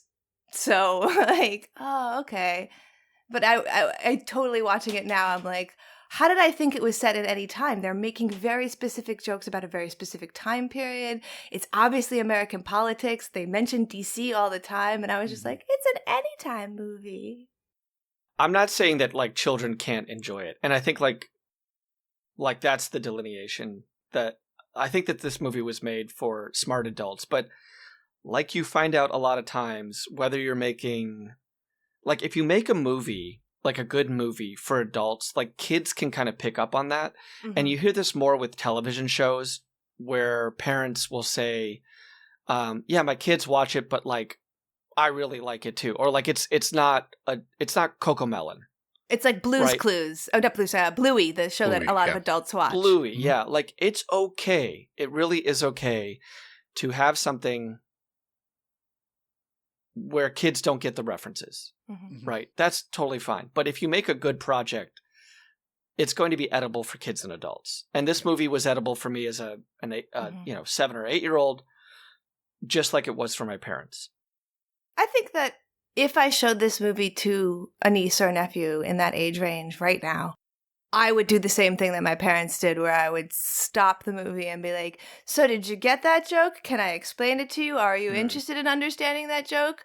Because that's just kind of how I watch movies. But I think you could just watch it and have fun too. I do. Yeah. We're also 40 more years removed from the historical events that are sort of, or historical place and time that this is set. So like, this is now 70 years ago that the movie is set, so like it's stuff that kids wouldn't have as much of a frame of reference for as we even did in the 80s. Well, sit down, kids, because you're gonna learn. Yeah. Okay, so throwing to the next clip, you were asked what you thought it was about Clue that appealed to your younger self. I loved the idea that they did something. I think this may well, and I'm gonna make a bold statement that I haven't checked, may well be the first movie based on a board game, which seems like what a dumb idea, what a bad idea, Sure. and yet they managed to swing it. It's like when you first heard about Barbie, a movie about a doll, and yet they swung it in a way that was like, oh. So I loved approaching a movie that I thought would be stupid, only to be deeply wrong. I kind of enjoy being put in my place by a movie. And I love humor that is Monty Python-esque and obtuse. So like my favorite joke is the joke where they're saying like to the prince, all this is yours, and they make that big gesture, and he goes, what, the curtains? Like, just the purposeful misunderstanding humor, I've always thought that is the funniest thing ever. I can't believe you forgot the Hungry Hungry Hippos film. Is that what the I'm Rock? joking. I'm joking. Oh, I'm sorry. I got lost at the end. I got lost in the sauce at the end there. Yes, you joke, and yet we are probably months away from Hungry Hungry Hippos, the full-on film starring like Denzel Washington and Channing Tatum. It'll be an Uno Hungry Hungry Hippos double feature, probably. I mean, how many movies have we pulled from a fictitious board game, Jumanji, from a children's book? Like 4, maybe? Battleship. Battleship? Yeah. Where the bullets are actually like the plastic pegs in the fucking game. And they're you fighting can make aliens. They're trying to do Ouija, right? Like Ouija's I saw has had Ouija. 2 movies now. Ugh, that is so... Don't do what I did. I mean, Dungeons and Dragons, I think you can make an argument too, is a board game, even though there's no traditional board, but it's... whoa. But I mean... Yeah, but Dungeons and Dragons hasn't had that success, right? Like, they have not been... I thought the new one was actually... The newest one did. Yeah. The newest one, has come close. And I think that is a testament to casting well. Mm-hmm. And actually using stuff from the real board game. Like, actually using stuff in, like, fandom. Having 2 nerds who played it actually write the screenplay versus... But previously, those movies felt very much like cash grabs. Oh, absolutely. So bad. And they failed hard. So bad. This was the first, as far as I can tell from Google, which it should be stated has been thoroughly and shitified and can't be trusted. But as far as I can tell from Google, this is the first board game. I did research to confirm, and it is, in fact, I made a bold statement, and I got caught by truth. Yay! Did you feel like this stands up well alongside Barbie, at least? I mean, we're talking about 2 completely levels of, like, Barbie makes a huge comment on your existence. It has, like, leaves you with a, like, whoa, what was I thinking about life? This movie won't hit you that hard, but it is in the genre of, like, I have this really perverse thing of wanting to see things when people describe a movie to me, and I'm like, that's so stupid. I can't believe. Put it on. I need to know. Yes, 100%. And when it's good, you're like, how did they do that? Because it doesn't sound like it should be good. And when it's bad, it's almost better. It's like I joke about Ouija, but Ouija is a great example of what not to do in a horror film setting. And it's like every choice that they make is trite and dumb and not based on the game. And like, okay, sometimes you need to know what not to do to know what to do. And that's a great reason for that to exist, I guess. Sure. Did you still find the humor Python-esque and obtuse playing to your sensibilities? Of course. Like the scene where McKean walks up to the dead bodies. He's like, smells like corpses. Everything's okay. Like just weird lines that could be so thrown away that everyone's just popping and people don't pay attention to what each other is saying, how they're making jokes with barely even words. Like everybody checking their shoes at the beginning, like, what's the sad smell? Like, just the hilarity of every single choice these actors made hitting is amazing. I will say I was surprised. I got like maybe 2/3 of the way into the movie and was surprised at how little humor there was. I had remembered there being more. I had remembered it being like a more sort of chock full of jokes comedy than I think it played to me now. I guess I remembered it being dry. It's a lot of like, again, Stoppard. It's very dry kind of lines at the beginning. And then it becomes a little bit more Three Stooges. There are some Three Stooges moments in the beginning as well, more body-based. It kind of dissolves as you go. But I do like the subtle bits at the beginning. Yeah. Yeah, I mean, it's definitely like I think the last act colors, at least when I had as much remove as I did from having seen this, I think the last act colors a lot of the impression that I have of the movie or had before rewatching it. Because like I had remembered it being, I guess, bigger and broader, and that's clearly the last, the denouement of the film. Influencing, I think, the sort of perception that isn't necessarily as present in the first two acts.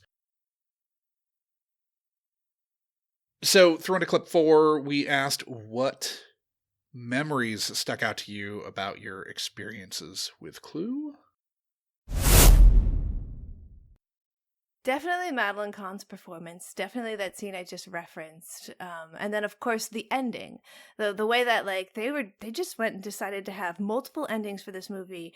And I saw it in a way where I got to see all the endings because I saw it on VHS because my age made it where I would not have seen it in a theater. But in theaters, they were just like, fuck it. You're not going to know which ending you're going to get. Much like when you play a board game, which I thought was like, oh, again, that's very artsy. Yeah. To make for like a silly comedy movie to make that decision. Yeah. I really liked that. I mean, of course it bit him in the balls. Yeah. And a silly comedy based on a board game. Like, I know. Yeah. Right? Yeah. You're not thinking that it's going to do that. No. And I enjoyed that it did that. And I love that scene where he's just running around and doing the explanation. And I feel like that Tim Curry performance is so iconic that it bleeds into so many movies that I enjoy and love from that point on. Like I even just watched The Residents on Netflix, which is from Shondaland. Highly recommend. They have a scene at the end where the main detective does an explanation while running through the house. And there's just enough to know that like, oh, this is a Clue reference. So the multiple endings was something that you enjoyed conceptually. Would it surprise you to find out that this was John Landis's concoction and that he did it because he thought people would pay to see the film multiple times? I am not surprised that the answer is capitalism. I'm Sure. not. But this was the biggest dissonance I had with expectation and reality because I remembered it being 3 different endings where all 3 of them were fairly good and there was one that was clearly the best one and they put it at the end and like I don't understand why the audiences back then were so upset. And watching it now I was like, yeah, because ending A and ending B are ass. And the best thing that I love, the Madeline Kahn thing, is only in ending C. So some people got versions of this where they didn't get Madeline Kahn, and the people who got version A didn't even get my second favorite line about monkey brain stew. So like some people saw a way worse movie. Wait, what? They released 3 versions of this? Yeah. Yeah, in the theater, the 3 endings, you went to the theater and you got one of the 3. So when Tim Curry, when you see the hand go and put the lights down, and when they're searching the house the second time, that's the point in which it becomes 3 separate movies. And you either got the movie where Miss Scarlet did it, where Miss Peacock did it, or where they all did it a little bit. And it's not until it comes out on VHS where they combine all 3, and that's why it becomes a cult hit, is because people loved all 3 endings. Jesus Christ. But Landis made a big miscalculation. This did not do well at the box office because he thought that people would pay to see it 3 times, and people just didn't go to it. when they heard that there were 3 endings, they're like, "Why would I see that?" I'll just wait till it's out on VHS. I would love to see someone take a decent attempt at this because I do think it is a great idea from an artistic standpoint, but you got to give me 3 fucking good endings. And as someone who likes things like 4 Rooms, why not do a movie where you have multiple people, we have multiple people on this script, work together, and then at one point it becomes the ending for this writer, the ending for this writer, and the ending for this writer, and then you would get people willing to see 3 different movies because it's 3 different people that they like. Yeah, and what was the, how did they even denote what version of Clue you were seeing? You didn't know. It was a blind box situation. It was based on regionally where you were, which copy they sent out to particular theaters. It wasn't even like everybody who went to Regal got this.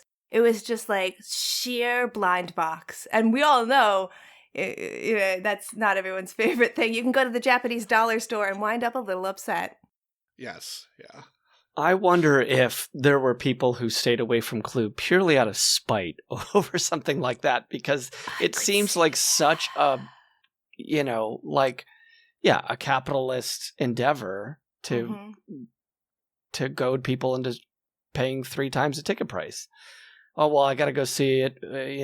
I got to go drive 25 miles and see it at this other theater. But how would you even know? That's the other thing, is you could wind up paying to see it twice. It's this you wouldn't even, you'd have to have a friend. I think you'd or have to ask talk the to theater. somebody. Yeah. You get an hour and 10 minutes into the movie. Yeah, it's making you do all that this much extra work.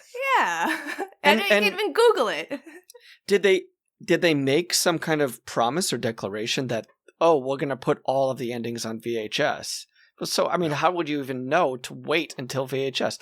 That is so bizarre to me. I couldn't wrap my head around that if that happened today. The closest thing that has happened in recent memory is the documentary on Brian Eno, which I really liked. Brian Eno, the music producer. Yeah. But they have, at least where I saw it at the Film Forum here in New York, they've talked about how there's so much interstitial, there's so much B-roll, there's so much montage in that movie that they've developed a way that each screening is unique. Now, I think you see everything. I think you see every total clip, but the order in which you see those clips are always going to be unique and different. That, of course, wouldn't work in a movie that is linear, like Clue. But that just kind of blew my mind when you guys mentioned that. Yeah. I'm still kind of wrapping my head around this. I think it's obviously it was a capitalist attempt, but it almost feels a little bit like an attempt again to grasp at the theater roots of it, where you could you could see the production Clue live 5 times, and because parts of it are improv, and maybe because they change who kills someone every night. That's a real dinner theater thing where I'll go to another dinner theater of this because they change the killer every Friday. So I could see. Yeah, and it's a nod to the board game, right? That each game is different, each scenario, each whatever the little special packet in the center of the game with the 3 cards is going to be different each time. Sometimes you're going to get it right, sometimes you're going to get 2 out of 3. But that's talking about big swings within the performances and big swings of the cast. That's a huge swing from Landis as a producer to shape this movie. Yeah, the writing just wasn't there on the other 2 endings. They just needed to cook it a little more. Now, as a film critic, what would you say to the ghosts of Siskel and Ebert who complained that the multiple endings were a gimmick and that they should have worried more about the middle section of the script? I would agree with them. Okay. I would agree with them, especially if they saw it the way that it was originally intended. I would agree with them. They saw all the endings. They Okay. but because they screened them for critics, I'm sure. Yeah. They I would got feel some special version. if they could have done a little bit more work on all three endings, you wouldn't have minded the middle bit being a little bit more set-up-y because it would have felt like it set something up. Right. Yeah, I do agree. Like, I mean, we're again talking about a script that a very, very successful theater writer, famous, could not finish. So you're Sure. kind of like, okay, it got somewhere. But yeah. Was Tim Curry's scene as iconic as you remembered? Oh, so iconic. I mean, in researching it, I found out that there were a couple other people that they wanted to play that character, and they were really leaning on Rowan Atkinson. But because people didn't really know Rowan Atkinson, he's not yet been Mr. Bean in the United States, they go with Curry, which is surprising to me because I think the only thing people would have really known him for was either Rocky Horror or at best, he was in Annie, I think, before that. Yeah, so no it's one like saw a Times Square. weird choice to be like, no, he is more famous.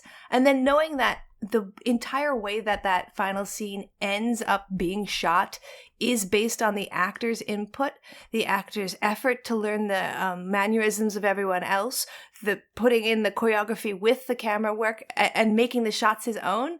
I just feel like it is so incredibly iconic and probably the first thing I think of when I think of Tim Curry. I think of him in that scene doing these lines. So thrown to the last clip, we asked you what expectations you had for your return to Clue. I expect to laugh a lot and enjoy it. I also expect to maybe find one or two jokes that have aged like fine milk. Sure. Yeah. Like you say, it's usually the sexism ones are the ones where you're like, you shouldn't say that anymore. Sure. Oriental is not the preferred nomenclature. No.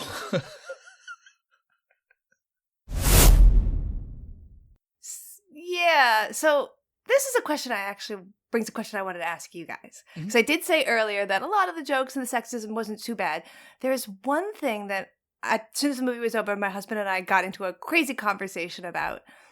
The final line in the final ending from Mr. Green, where he's been playing gay the entire night, and he says, and I'm going to go home to sleep with my wife.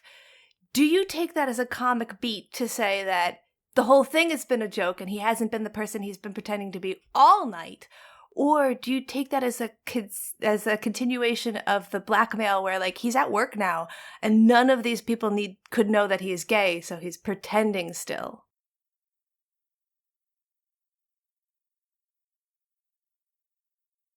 I don't know. I mean, there's also the wrinkle, of course, of who is the head and one of his trusted lieutenants of the FBI. You know, like closeted but gay. So would it matter to Hoover? I don't know. I took it to be he was playing a part. And that the homosexuality, because of the time, because it's set, you know, during the HUAC days, that he was playing a part and had to have something that he could be blackmailed over. But yeah, so this is one of those situations where you start to look at a film and you're like, as a film critic, am I criticizing it for the moment in time in which it was released and the social political statements that the people had while they created it? Or am I criticizing it right now for the way that we stand and we look at things? Because I think if you stay in a now, you could kind of be like, well, maybe it's making this huge commentary about being gay at the time and how you would have to have had it. But if you go back to when it first came out and the way I think I would have thought of it as a child, it's like, oh, the whole thing was a joke. He's that good of an actor. The whole time he's been pretending to be somebody else. Yeah. And I think that to end a movie like this on a line that's supposed to be like, and remember, people can't be gay, is too heavy. That was not the intent of the writer. Sure. Yeah, I almost took it as it's such a demonstrative move that it feels like he is still conveying a false frontery of kind of heteronormative behavior. Like, it's such a weird brag, right? That like only I say that a all closeted the time, Sean. only a closeted gay person would like be that performative with like, I'm gonna go and have missionary sex with my female spouse. You know, it's along Fair. those lines of like, Yeah. oh, what are you really saying? You know, it's like the guy It's who like makes Holton, Florida, where he's pretending to be straight in Brooklyn Nine-Nine, where he's pretending to be straight. He walks every day with these like septuagenarian Floridian women, and he's like, whenever he talks about breasts, he talks about them as heavy bags of sand. Yeah, that was the 40-year-old virgin, right? Like he was talking about, being with having the breast in your face and then like big bags of sand. And that's how they kind of began to suspect that he had no sexual history. But yeah, it's such a weird beat to end a movie on, right? That Only only if you saw it in the theater that was playing that ending, though. That's still the best ending, though. So that's the beat for the ending that we all kind of agree we want, right? But it doesn't make that ending the best. There are other things, of course, within that ending that rise that ending to the kind of station. It's such a weird way to end it, though. Especially with the musical beat there too, right? Ba ba bum, ba ba ba bum. There. Yeah, it just bursts right out into that song is the song. It's a whole song that exists outside of this movie, and yet for my entire life, it has been the song from this. That's the Clue song. Shake, rattle, and roll. It's the Clue song. There were so many moments, and maybe KT, you kind of had this too, of like, oh, I know what's going to happen. Like, maybe not plot wise, but I know the kind of aural next beat here because it has been the things that have stayed with me for 30 years have been when the needle goes down on the record and it's shaboom, shaboom, da da da da da da da da da da, yes, or like, or the very muted scene, very like well framed scene of people matching their matchsticks together and watching the reactions of how people find out who their partner are. Scarlett's so great with that. But we keep that scene completely muted until Christopher Lloyd's looks like it's you and me, sugar bump. You know, like I knew that was coming like at 2 seconds before it dropped because it had been so baked into my mind over these years. Yeah. Yeah, a lot of kind of lingering oral memories. Yeah, that's the kind of thing where like you'll say that to a friend when you're matching up in a group and you don't even really remember you're still quoting Clue. So, aside from the sort of quizzical button on the third ending, were there any jokes that aged poorly to you? I think most of the jokes around the Mr. Green being gay, they either hit or they did. Hold on one second. So my cat has decided to come into the room with a toy that has a bell. Okay.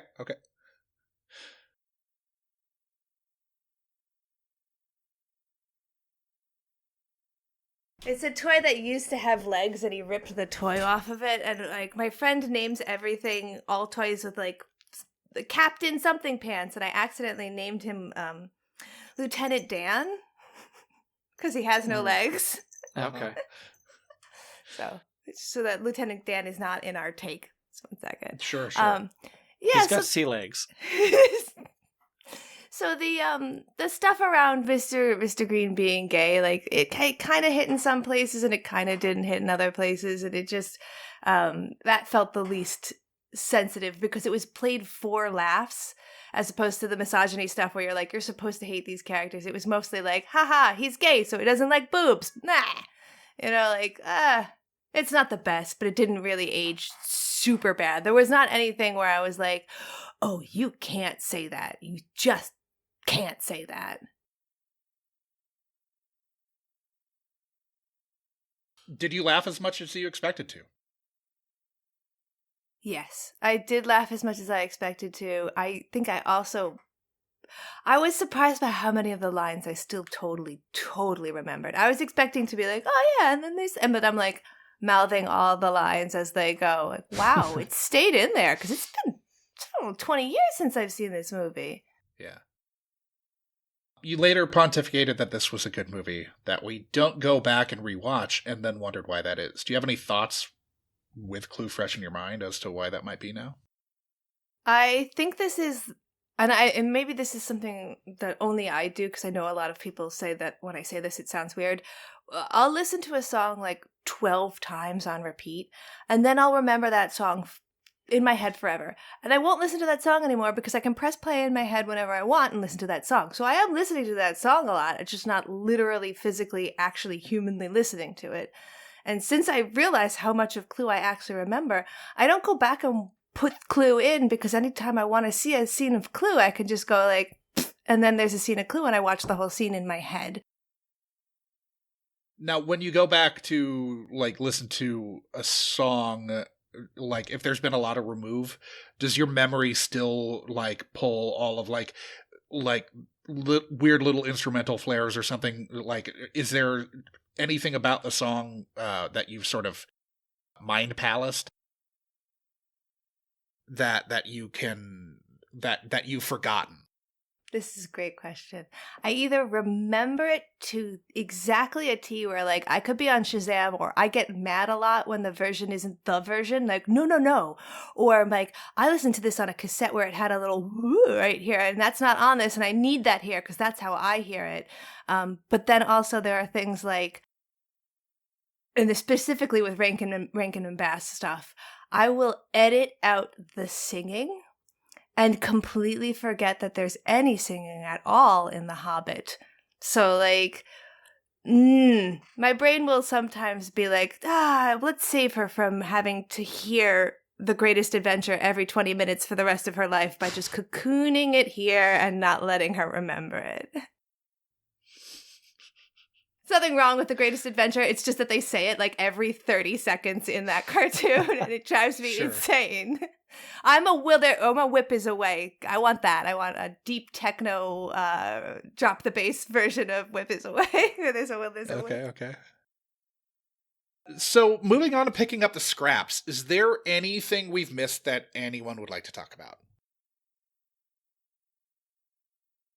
I don't think so. I think we talked about pretty much everything that I can think of. I'm sure like 10 minutes from now, I'll be like, oh no, we didn't talk about that thing, but it's probably not super important. I will say that this is back-to-back movies that we're recording that have from 1985 that have both Michael McKean and Colleen Camp in them.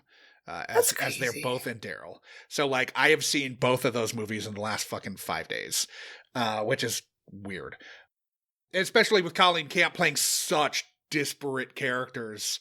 Like, you never see her cleavage in Daryl. That's so crazy. Yeah, she's frumped up pretty hard in that movie. I'll say that one of the scraps for me is like, this was probably the most formative reason why I have such a kind of childish fascination with hidden passages and bookcases and faulty fireplaces. Like, so much of this movie is like, you know, this little crank and this turning thing, and like wanting that to be, you know, as an adolescent and as a little kid, wanting that, like when I talked about growing up and having a mansion, I'm going to have secret passageways. I'm going to have bookcases that move, and like you can get from this room to that room because of Clue.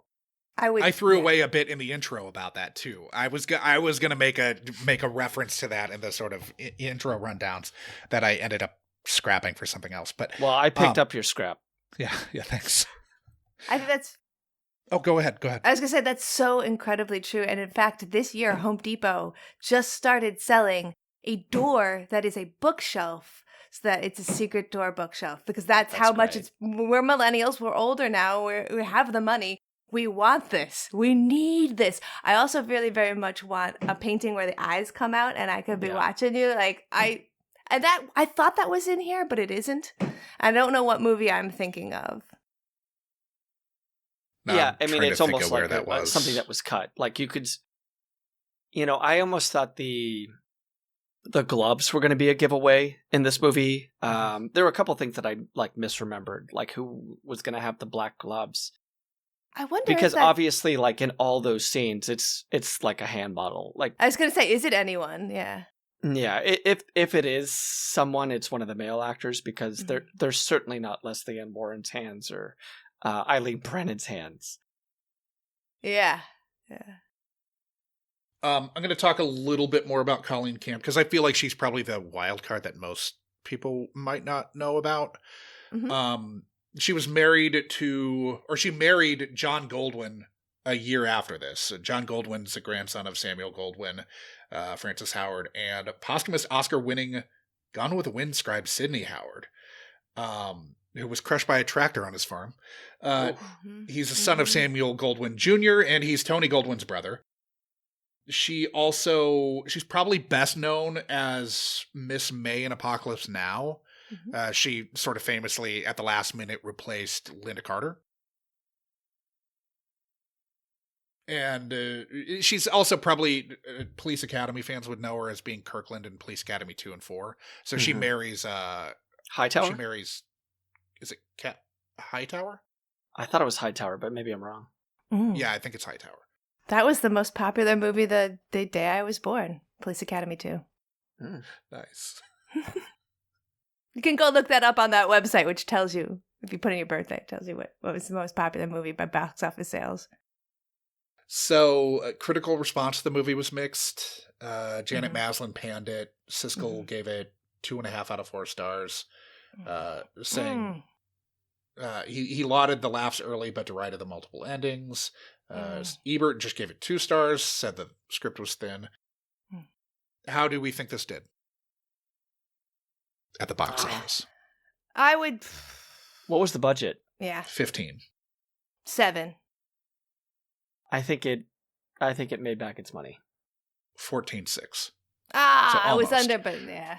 But it definitely made it back, and like obviously this was a much bigger hit on home video, where it has a cult classic status. That I feel like Clue, was like, and as we talked about with other movies on the Unkind Rewind, like Cocoon, like Clue was a movie that existed in like every other person's video home library. Yeah.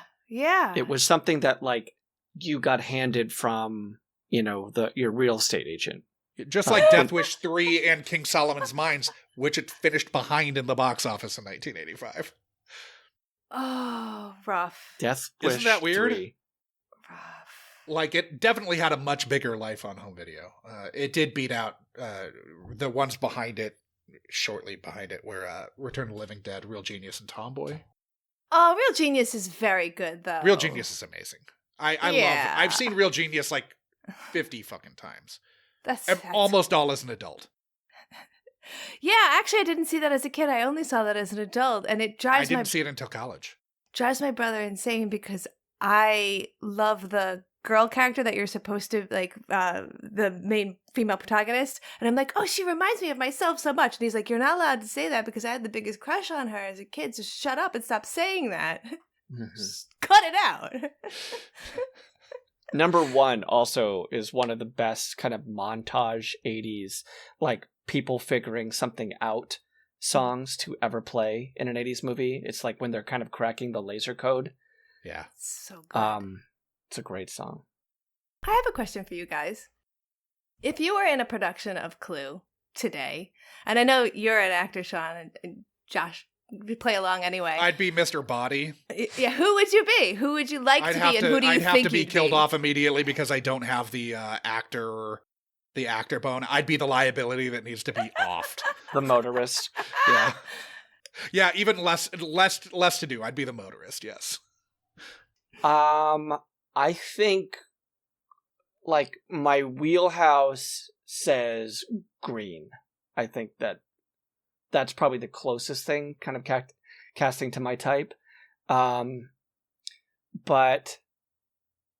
if I had my druthers, I think Wadsworth is the role to play here. Wadsworth is the one. I could see you doing a Wadsworth. I would say go big. I could see you doing it. I think Wadsworth is by far the funnest of those male roles. And maybe even like like you have you do a kind of gender cross thing, and Wadsworth could be female easily. That's what I was about to say. I would love to right gender actor. bend to Wadsworth. Yeah. Mm-hmm. It's fun to do stuff like that, but yeah. I mean, that last sequence, and like one of the reasons that, like, as you mentioned, Rowan Atkinson, I was like he's a very talented physical actor, Mm-hmm. but the timbre and the voice quality of Tim Curry, which, very evident, of course, in Rocky Horror Picture Show, but like, my God, the control and like back row kind of energy that he has carrying that voice of Wadsworth. Mm-hmm. And all while that whole thing is so exasperating. It's such an actor's dream to kind of get to a crescendo like that. I mean, if you could imagine a performance like that on stage, he would have got an applause break when he was done with it. Yes.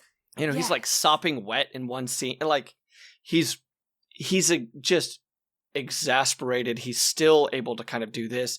He has such command with his eyebrows and his eyes, which, good actors will tell you is one of their best weapons, but how he's kind of, he's almost like twirling a mustache that isn't there as he's kind of going through and doing the very, Josh and I have a lot of reference for the Thin Man series. Yes. And this is very much that, right? This is very much that on steroids. Yeah. Of doing a Nick Charles, here's how it happened. On speed, probably also. I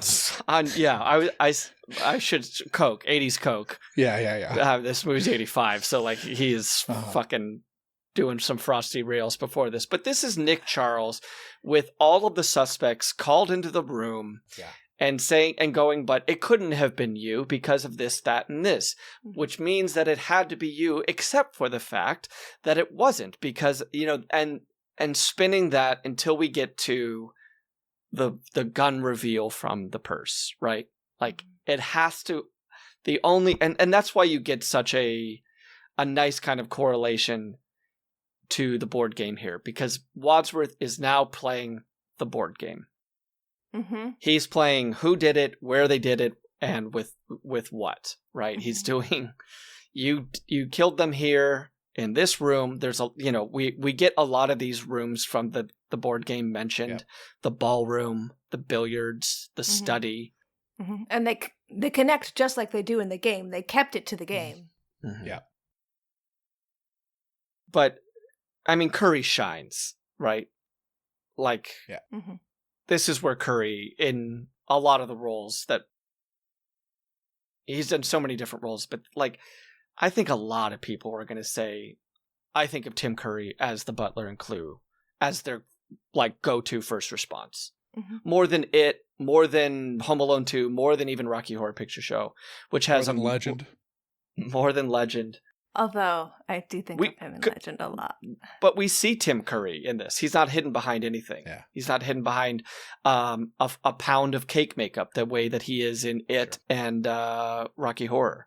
And I think that even in things like Legend, where the prosthetic was so heavy and so painful that it really dictated how he acted and made him use much more of his face, that we see him so much more in this role than anything else, because there isn't the makeup on him and he's still giving us that full face performance, because that's what he's kind of been trained to do. I agree so much. If it had been Rowan Atkinson, I would have loved to see him prove me wrong, but I don't see Rowan Atkinson doing high-end energy. He's way more of a reserved straight guy constantly. Doesn't mean he can't. Doesn't mean I wouldn't love to see it. I would just be very surprised. If I could recast this right now, I would love to, and I guess, rest in peace, I would have loved to see Andre Braugher try this role as the butler. Yeah. It's so iconic. He's one of my favorite actors.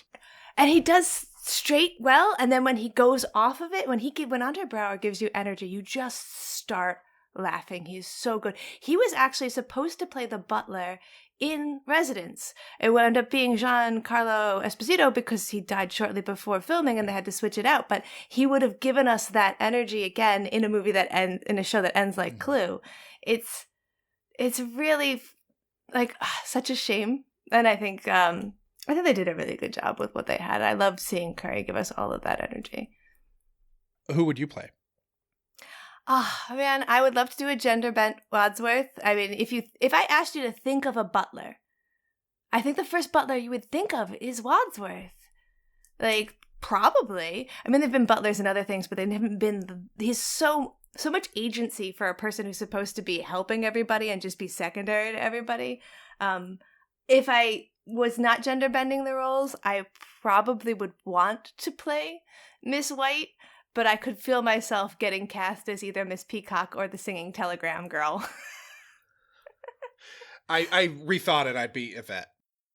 Yvette, yeah. I would. No, love I can't to do the see- French. I can't do the French thing. I can't. Funny I can't correlate. I fake the mean, French there's a accent. lot of, a lot of weird menace to Tim Curry in this. His grin, I think, is so distinct. Way I his think lips that's just Tim move. Curry, though. Do you know what movie he almost got a couple years after this that went to another member of this cast? No. He was the first choice for Judge Doom in Who Framed Roger Rabbit. And apparently, legend has it, he was too terrifying as Judge Doom. And of course, Christopher Lloyd ended up getting it, who doesn't really become terrifying until he Does the kind of eyes. Reveals his true nature. Yeah. But yeah, Tim Curry was the original Judge Doom. Can you imagine? Not original, but like that was their first choice. Fucking hot John Hodges. No, not John. What's the name of the guy who plays Bob the Hoskins. Bob Hoskins. I want to say John Hodgman. That's the guy from the Daily Show. He goes almost insane because of that movie. You know that, right? In film. Because the of the actor. production of it? The production, because he spent so much of the movie acting to nothing, but also the guy who played Roger Rabbit showed up a lot and dressed as Roger Rabbit and stood where Roger was supposed to be to try and help him. He got to a point where he was seeing the characters he was actually hallucinating them after filming ended. He had to go to years of therapy. They tried to do a sequel and he was like, never. I'm only just now better. Can you imagine if they had made the guy at the end even more scary? Poor Bob would have been ruined, and he almost was. It almost ended his acting career. Like, that's why the big gap afterwards, because he was in therapy trying to stop hallucinating. And then he does the Mario Brothers movie. Yeah, I know, and he's like, right back in the shit. Fuck. Right back to end of my career. I think probably Hook saved him as Smee the following year. At least he had some, a better role than... He had something to wash Super Mario Brothers out of his mouth. Did you guys watch any of White Lotus this year? Yeah. Okay. I have not. I've watched the first episode. Okay. Well, then you might know the character I'm thinking of. The Russian guy who is giving all the massage, the Russian Valentine. kind of... Yeah. He feels like a Yvette in a murder mystery, like a gender bent Yvette. 100%. So, like, I see what you're doing there. Yeah, Yvette could be a guy. No, I was going to wear the French maid outfit. You could put that guy. Yeah, just go to town. That's how John is going to cast you. If you don't wear it to the audition, you don't get the part. Yeah. It's definitely behind our paywalls, pictures of Josh in that outfit. Okay, so moving on to major gripes, starting with KT, if you've got one. What was your biggest gripe with the film this go around? My biggest gripe was that ending A and ending B are unacceptable on their own. I just don't feel like that is not a movie I would have wanted to pay to see, and I am sad that they thought that it could be cut that way. I feel like they could have done more effort. The actors themselves would have had to have noticed that ending C had the most effort into it, and I feel like somebody somewhere should have said, "Hey, wait a minute." Sean? I mean, I think that the triple ending thing, there could be a lot of contention, I think, with any of those, which is just the approach to that. it feels like trying to have your cake and eat it too. I think maybe ending with a little bit more ambiguity and less of this kind of hokey, kind of hokey and hammy joke with Michael McKean to end your movie. And this stinger that kind of feels like a little bit of a cop-out to end it there, as opposed to maybe something with a little bit more ambiguity. Like, we see this ending, we see who done it, but then we also see, like, Professor Plum kind of wedge a black glove further into his pocket. Something cool like that, which would have caused a little bit more of the murderous and menace of the board game to linger. Again, I'm not going to rewrite the movie, but, like, I don't know. It feels super hokey to kind of end the movie the way that did. And I also, like, I don't really need for these characters to have the aliases. I think calling them Professor Plum, calling them Colonel Mustard, having that be who they are, rather than assigning them these avatars, is an unnecessary step. I think that might be for the audience member because, like, you're a game player, and that's the, like, hey, when you start the game, you get this fake name. Well, sure, right. Yeah, I mean, I think that's what they're going for. I just thought it a little unnecessary. Now we have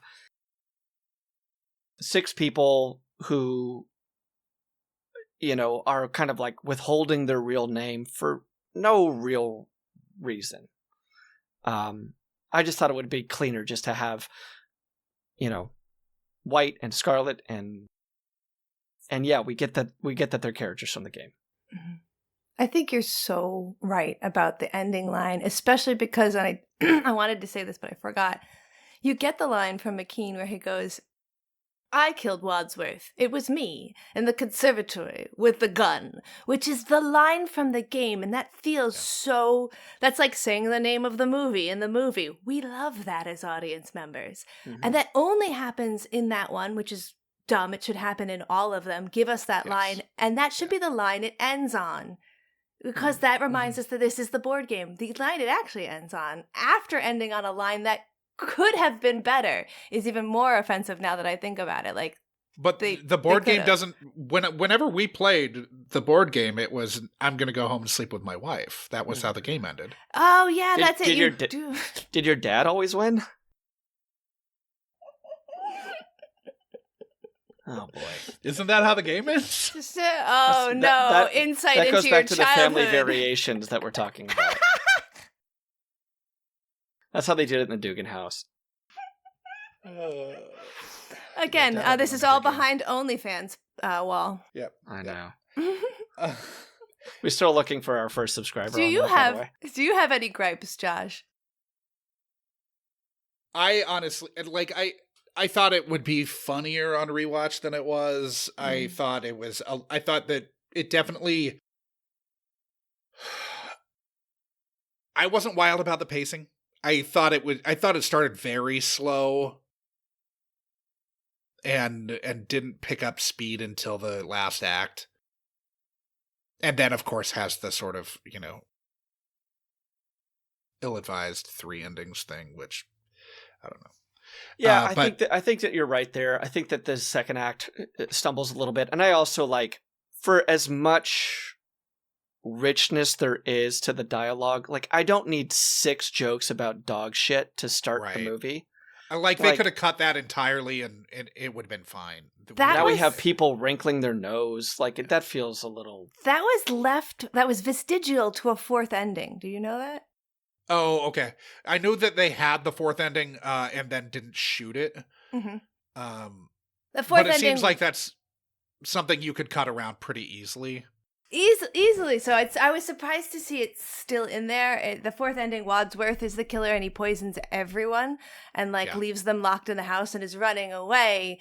And the dog that he keeps smelling winds up being the thing that kills him. So it was like, oh, that's why that's there. I did love seeing the actors make, like, it's from point 1 you see how campy it's going to be. But sure. And I might also be completely fucking ruined by how many 4-hour, 3-hour movies I had to watch for the Oscar season this year that, like, at an hour and a half, this felt paced fine. Also, I just saw this as an 8-episode series on Netflix and as The Residents. So again, at an hour and a half, it felt paced fine. Sure. But I definitely, I totally agree with what you're saying. I would tell anybody worried about the pacing to just watch The Brutalist. And then this is like, wow, it's so fast. Yeah. Yeah, I The- mean, the it's like Brutalist its is a pretty- runtime is manageable. But it just feels like it's not plotted out in a way that has forward momentum at all points in the first 2 acts. The establishing stuff, like, it's what, 6 minutes before everybody's in the mansion. I don't think you need to. It takes a little too long to get there. Mhm. But whatever. So, how would we fix this film for a modern audience? Starting with KT, if you've got something. Otherwise, I'm sure Sean can jump in. I would pursue what Sean was saying before with gender bending the Wadsworth. I would do that. I would flip some of the characters.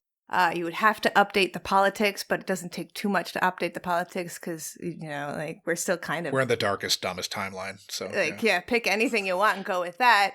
And you could really play up a lot of the possible political humor by doing something like that. I would obviously find anyone who wasn't white who might be available, because that, besides the police officer, nobody in this movie is of an ethnicity. Well, maybe the cook. The cook, yes, that's true. The cook Sure. is, I believe... Who does she have a line? Hawaiian? I think she's Hawaiian. Does she have a she's line? I think she says dinner is served, maybe. Okay. something. Barely. So she's an under 5. Yeah, she's under 5. I would do that, and maybe just tighten it up a little bit. I think that if you watch The Residents, you're watching the most updated version of Clue for a modern audience. We get the Wadsworth character is updated to be a Black female actress, and she's still... and is actually the detective instead of the butler. The butler dies because usually the butler did it. Yeah, so there's definitely legs on this, and if you want to see someone take a swing at it, you can watch that on Netflix right now. I think it would be very easy to update this, and you could put really great ensemble cast. Like, look what White Lotus does with a murder mystery. They say it's a comedy. I don't find it as funny as everyone else does, but I enjoy the mystery. So I think modern right now, we are feeling versions of Clue, and people are loving them. And I mean, Knives Out is definitely that God. whole series is of this ilk too. Of course, we're going to get a new one of those very soon, too. I maybe would take a swing and do Clue again if we're using the IP. But maybe I don't solve the mystery. Maybe I leave it to the viewer, and I do enough with the script, and it's going to have to be a really well done script here, probably that I can't do, but something where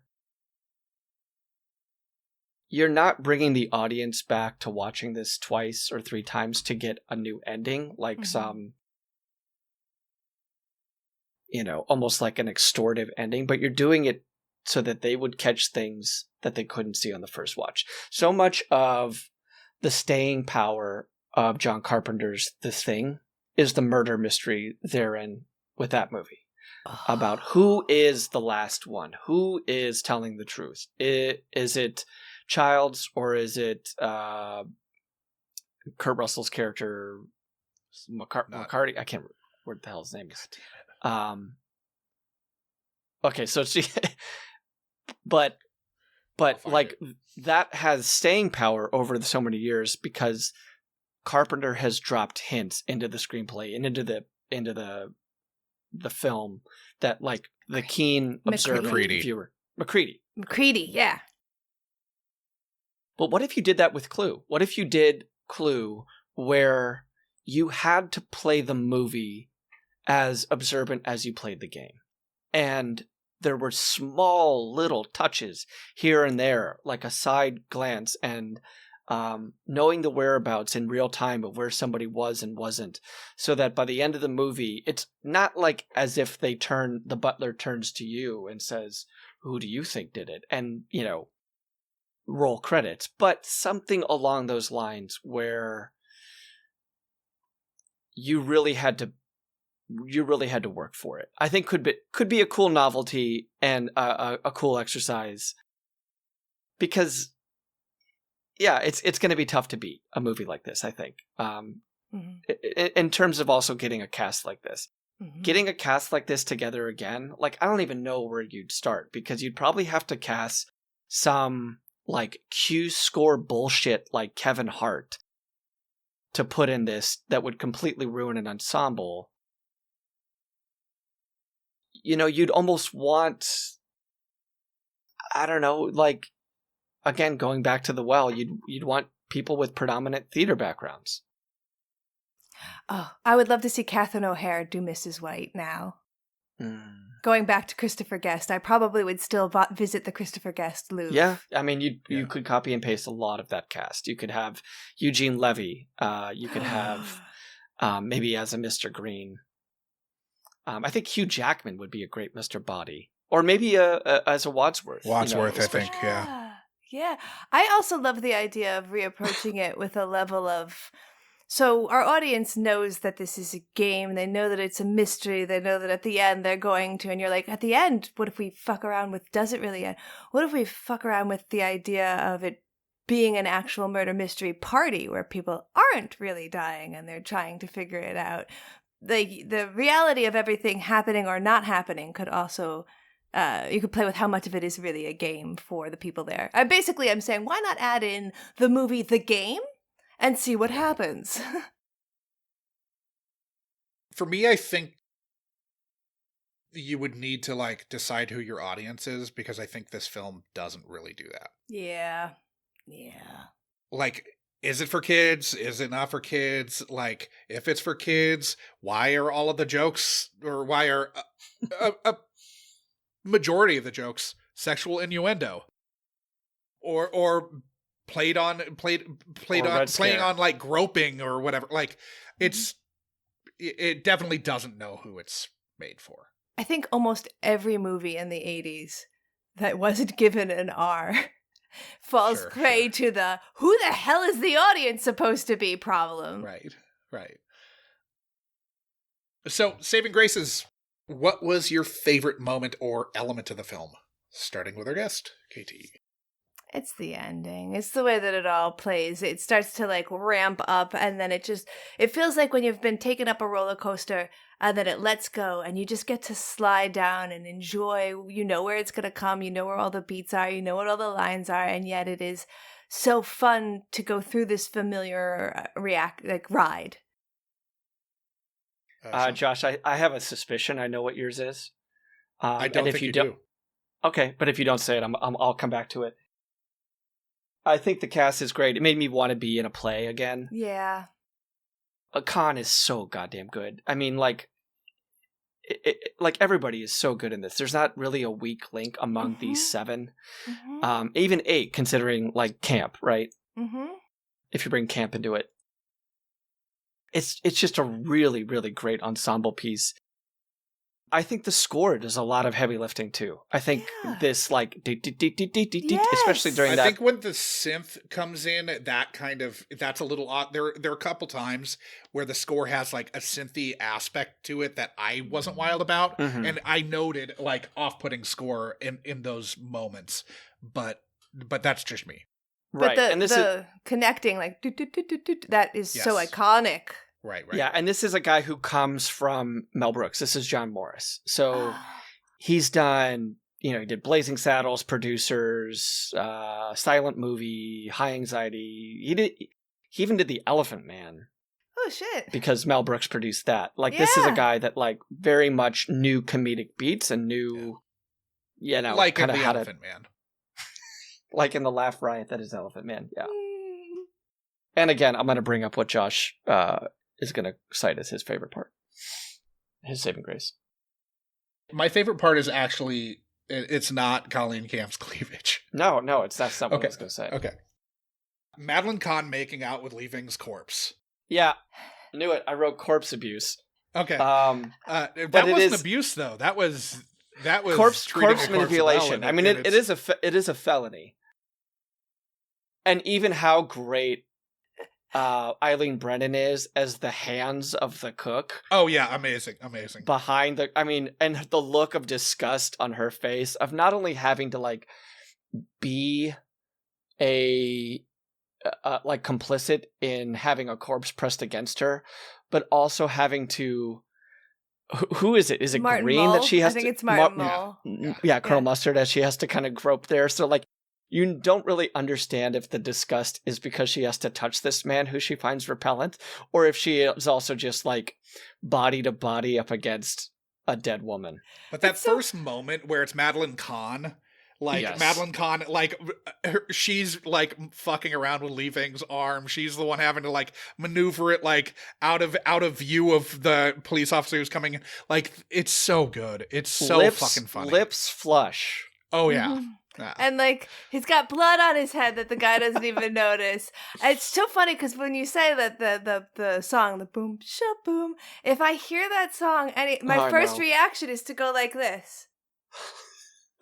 Is to pretend you're making out with a corpse and make an upset face. Yeah, it's so real though. And the great, is it Curry or McKean in that scene who are trying to kind of hide him, and the cop is assuring him that everything he saw in there is fine. It's McKean, yes. Yeah. Those are just two people having a good time. Hey, There's nothing illegal about it. Totally fine. And McKean not understanding that he didn't see dead bodies. Yeah, and he does it to both of them because then Curry comes back and he's like, "Isn't?" But not in America. I think that's positively delightful. That whole sequence. It's a great I do sequence. really love when a corpse is handled and has to be weakened at Burneyed. Or in the scene in Grosse Point Blank where he's wrapped up the Basque national hitman where he's wrapped him up in the banner and he drops him over the stairs into the furnace room, drops him off of the like landing above into the furnace room, and then the corpse like drops head first. It's so funny to me.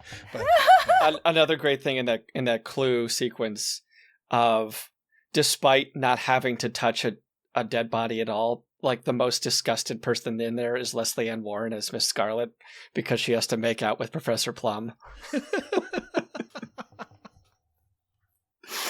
like White and Peacock come nowhere near the look on Scarlet's face when she's done with that little charade. Yeah. Yeah. She'd rather be making out with a corpse. Yeah, she'd rather be tonguing Mr. Boddy there. Yeah. So, Katie, you thought we were all going to come back and have a joyous conversation about Clue, and then joked, smash cut to, oh my God, what was I thinking? I know, right? Just setting myself up for a real good eat those words. Yeah.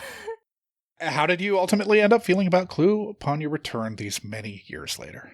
Exactly as I thought. I think we've had a really fun conversation. Mm-hmm. Obviously, there are no movie is perfect. We're not here to discuss like No Country for Old Men, where I will be like, I'm not sure there's anything wrong here in any part of this movie. Right. So it's a 3.5-star movie for me, and half of that star is nostalgia. So it's a 3-star movie. Let's be honest, but it's still quite. It's like eating Doritos. It may not be good for you, but everybody kind of likes the way that it tastes, and you're going to want to do it anyway. Uh-huh. I got a bag that's most of the way through right now that I'm probably going to dig into when I get out. Cool Ranch or Nacho? Neither. The sweet Thai chili one? I forgot that one existed. Yeah, and I'll probably say, I'd go, maybe a little bit stronger of a defense on this, but I do think a lot of that is kind of tied to less of a nostalgia about maybe the movie and more just as an actor seeing how much fun something like this would be. Mm-hmm. The ensemble's great. I think how like the people within this movie are operating on such like the top of their game. Everybody is well cast. Everybody knows the role. Everybody is understanding comedic beats. Everybody here comes from comedic backgrounds too. And they know that it's not really about, okay, I don't need to be the star. Nobody is the star of this movie, right? You can make a slight argument for Tim Curry, but everybody knows that the key to a really great comedic performance is making your partners look good. Yeah. And everybody sets up each other. It's such a, I don't know. It's there's so much camaraderie within this cast. Everyone has this community aspect to it that I think it's evident, 30 years after this movie's released, 40 years after, Jesus Christ, 40 years after this movie's released. Yeah, because it gets the year I was born. Yeah. Those things still are very evident and will be evident 40 years from now. The jokes, the sexual innuendo stuff, who knows where the hell we're going to be in 40 years. Probably. But I think that humanity won't exist? Yeah, probably. I don't know. But if it does exist, or if aliens come down and the only thing left of our society is Clue, whatever the stopperedness, the null cowardness of it, I think is its staying power. Yeah. I would definitely show this to actors who are about to do an ensemble piece and be like, let's all just get together, watch this as a group as like a bonding event and talk about what works, what doesn't work, and see if we can't find inspiration in the way that this clicks together so well. Yeah. You'd His Girl Friday, the cast. Exactly. See what you did there? Before we say goodbye to listeners at home, where can they find you, KT? You can find me everywhere on the internet. Just put my name into the internet. It comes up with everything. You can find me on TikTok and YouTube and Instagram and Blue Sky under Movie Runtime. And that's where I'm doing a lot of my short form videos where I'll give you trivia about stuff where like, did you know that this movie was related to this movie? Like, did you know the guys who wrote Reanimator wrote the first script for Honey, I Shrunk the Kids? And they had the guy who did Dead Poets Society came on and touched it up, and that's how you get that movie. Totally. And then you can also catch my podcast everywhere that a podcast is, especially on YouTube because I do visuals. So if you're listening, you can get it auditory if you want, but you're also going to get like clips of what we're talking about. It's just a little bit more assistive. If you're deaf or if you want to do captions only, that's a great way to do it because it's going to have a caption ability as well. Will they see what's going on in your background, that you have a couple Pee-wee's Big Adventure or Pee-wee references on your wall back there? They'll see my clocky on the back over there and my hand-knit face hugger that I made for a video. Actually, there's a video where I show people how to make that handmade face hugger piece that's right here. Oh, very cool. And the podcast is What If I Don't Like It? What if I don't like it? Yeah. Yeah, super fun. And of course, you can catch me in the backgrounds of a lot of different movies. So if you go to IMDb, you can catch different movies there. Specifically, though, do check out Girl in the Basement, which is a short 30-minute body horror film that I wrote and star in. It's the first film that I've ever made. So if you're like, it's so fun listening to her talk about movies, wonder if she put her money where her mouth is and made a movie. I did. It's there. There's also a 5-minute comedy horror. So if you want to see me try and do something funny as well, there are some movies there that you can watch. I will say that Girl in the Basement is very graphic body horror, not funny. The other one, and funny. Where's that available? Those are on my YouTube channel. So if you go on Movie Runtime, you're going to see those there. And you want to have a little Cronenbergian evening, watch my 30-minute horror movie. Right on. Well, thank you for subjecting your childhood memories to the scrutiny of the Unkind Rewind, KT. Thank you for having me. Yeah, this was delightful. Thanks, KT. Absolutely. So happy to have you here. Mm-hmm. That was another installment of the Unkind Rewind, mining our childhood for content, one film from a guest's past at a time. Unkind Rewind is a Munchcasts production and can be listened to wherever you download your podcasts and watched on the Unkind Rewind YouTube channel. Music for this and every other episode of Unkind Rewind was composed by Divorcio Suave. Rate, review, like and subscribe to Unkind Rewind on Apple Podcasts, YouTube, Spotify, and Good Pods. Links to all of our social media accounts are in our show notes, but you'll find us as at Unkind Rewind Pod on Letterboxd and nearly every social media platform, all of which can be found at our website, unkindrewind.com. If you have a question, concern, complaint, or feedback, you can email the podcast at unkindrewindpod@gmail.com or call into our call-in line, area code 507-479-6440, and leave a message that can be played on air. Fans should join the Munchcast Discord to discuss this or any other episode of the Unkind Rewind with like-minded people. This dialogue may just make it into a future episode of the pod. The Unkind Rewind Patreon will be coming soon, so start squirreling that pocket change away. Thank you for listening to the Unkind Rewind.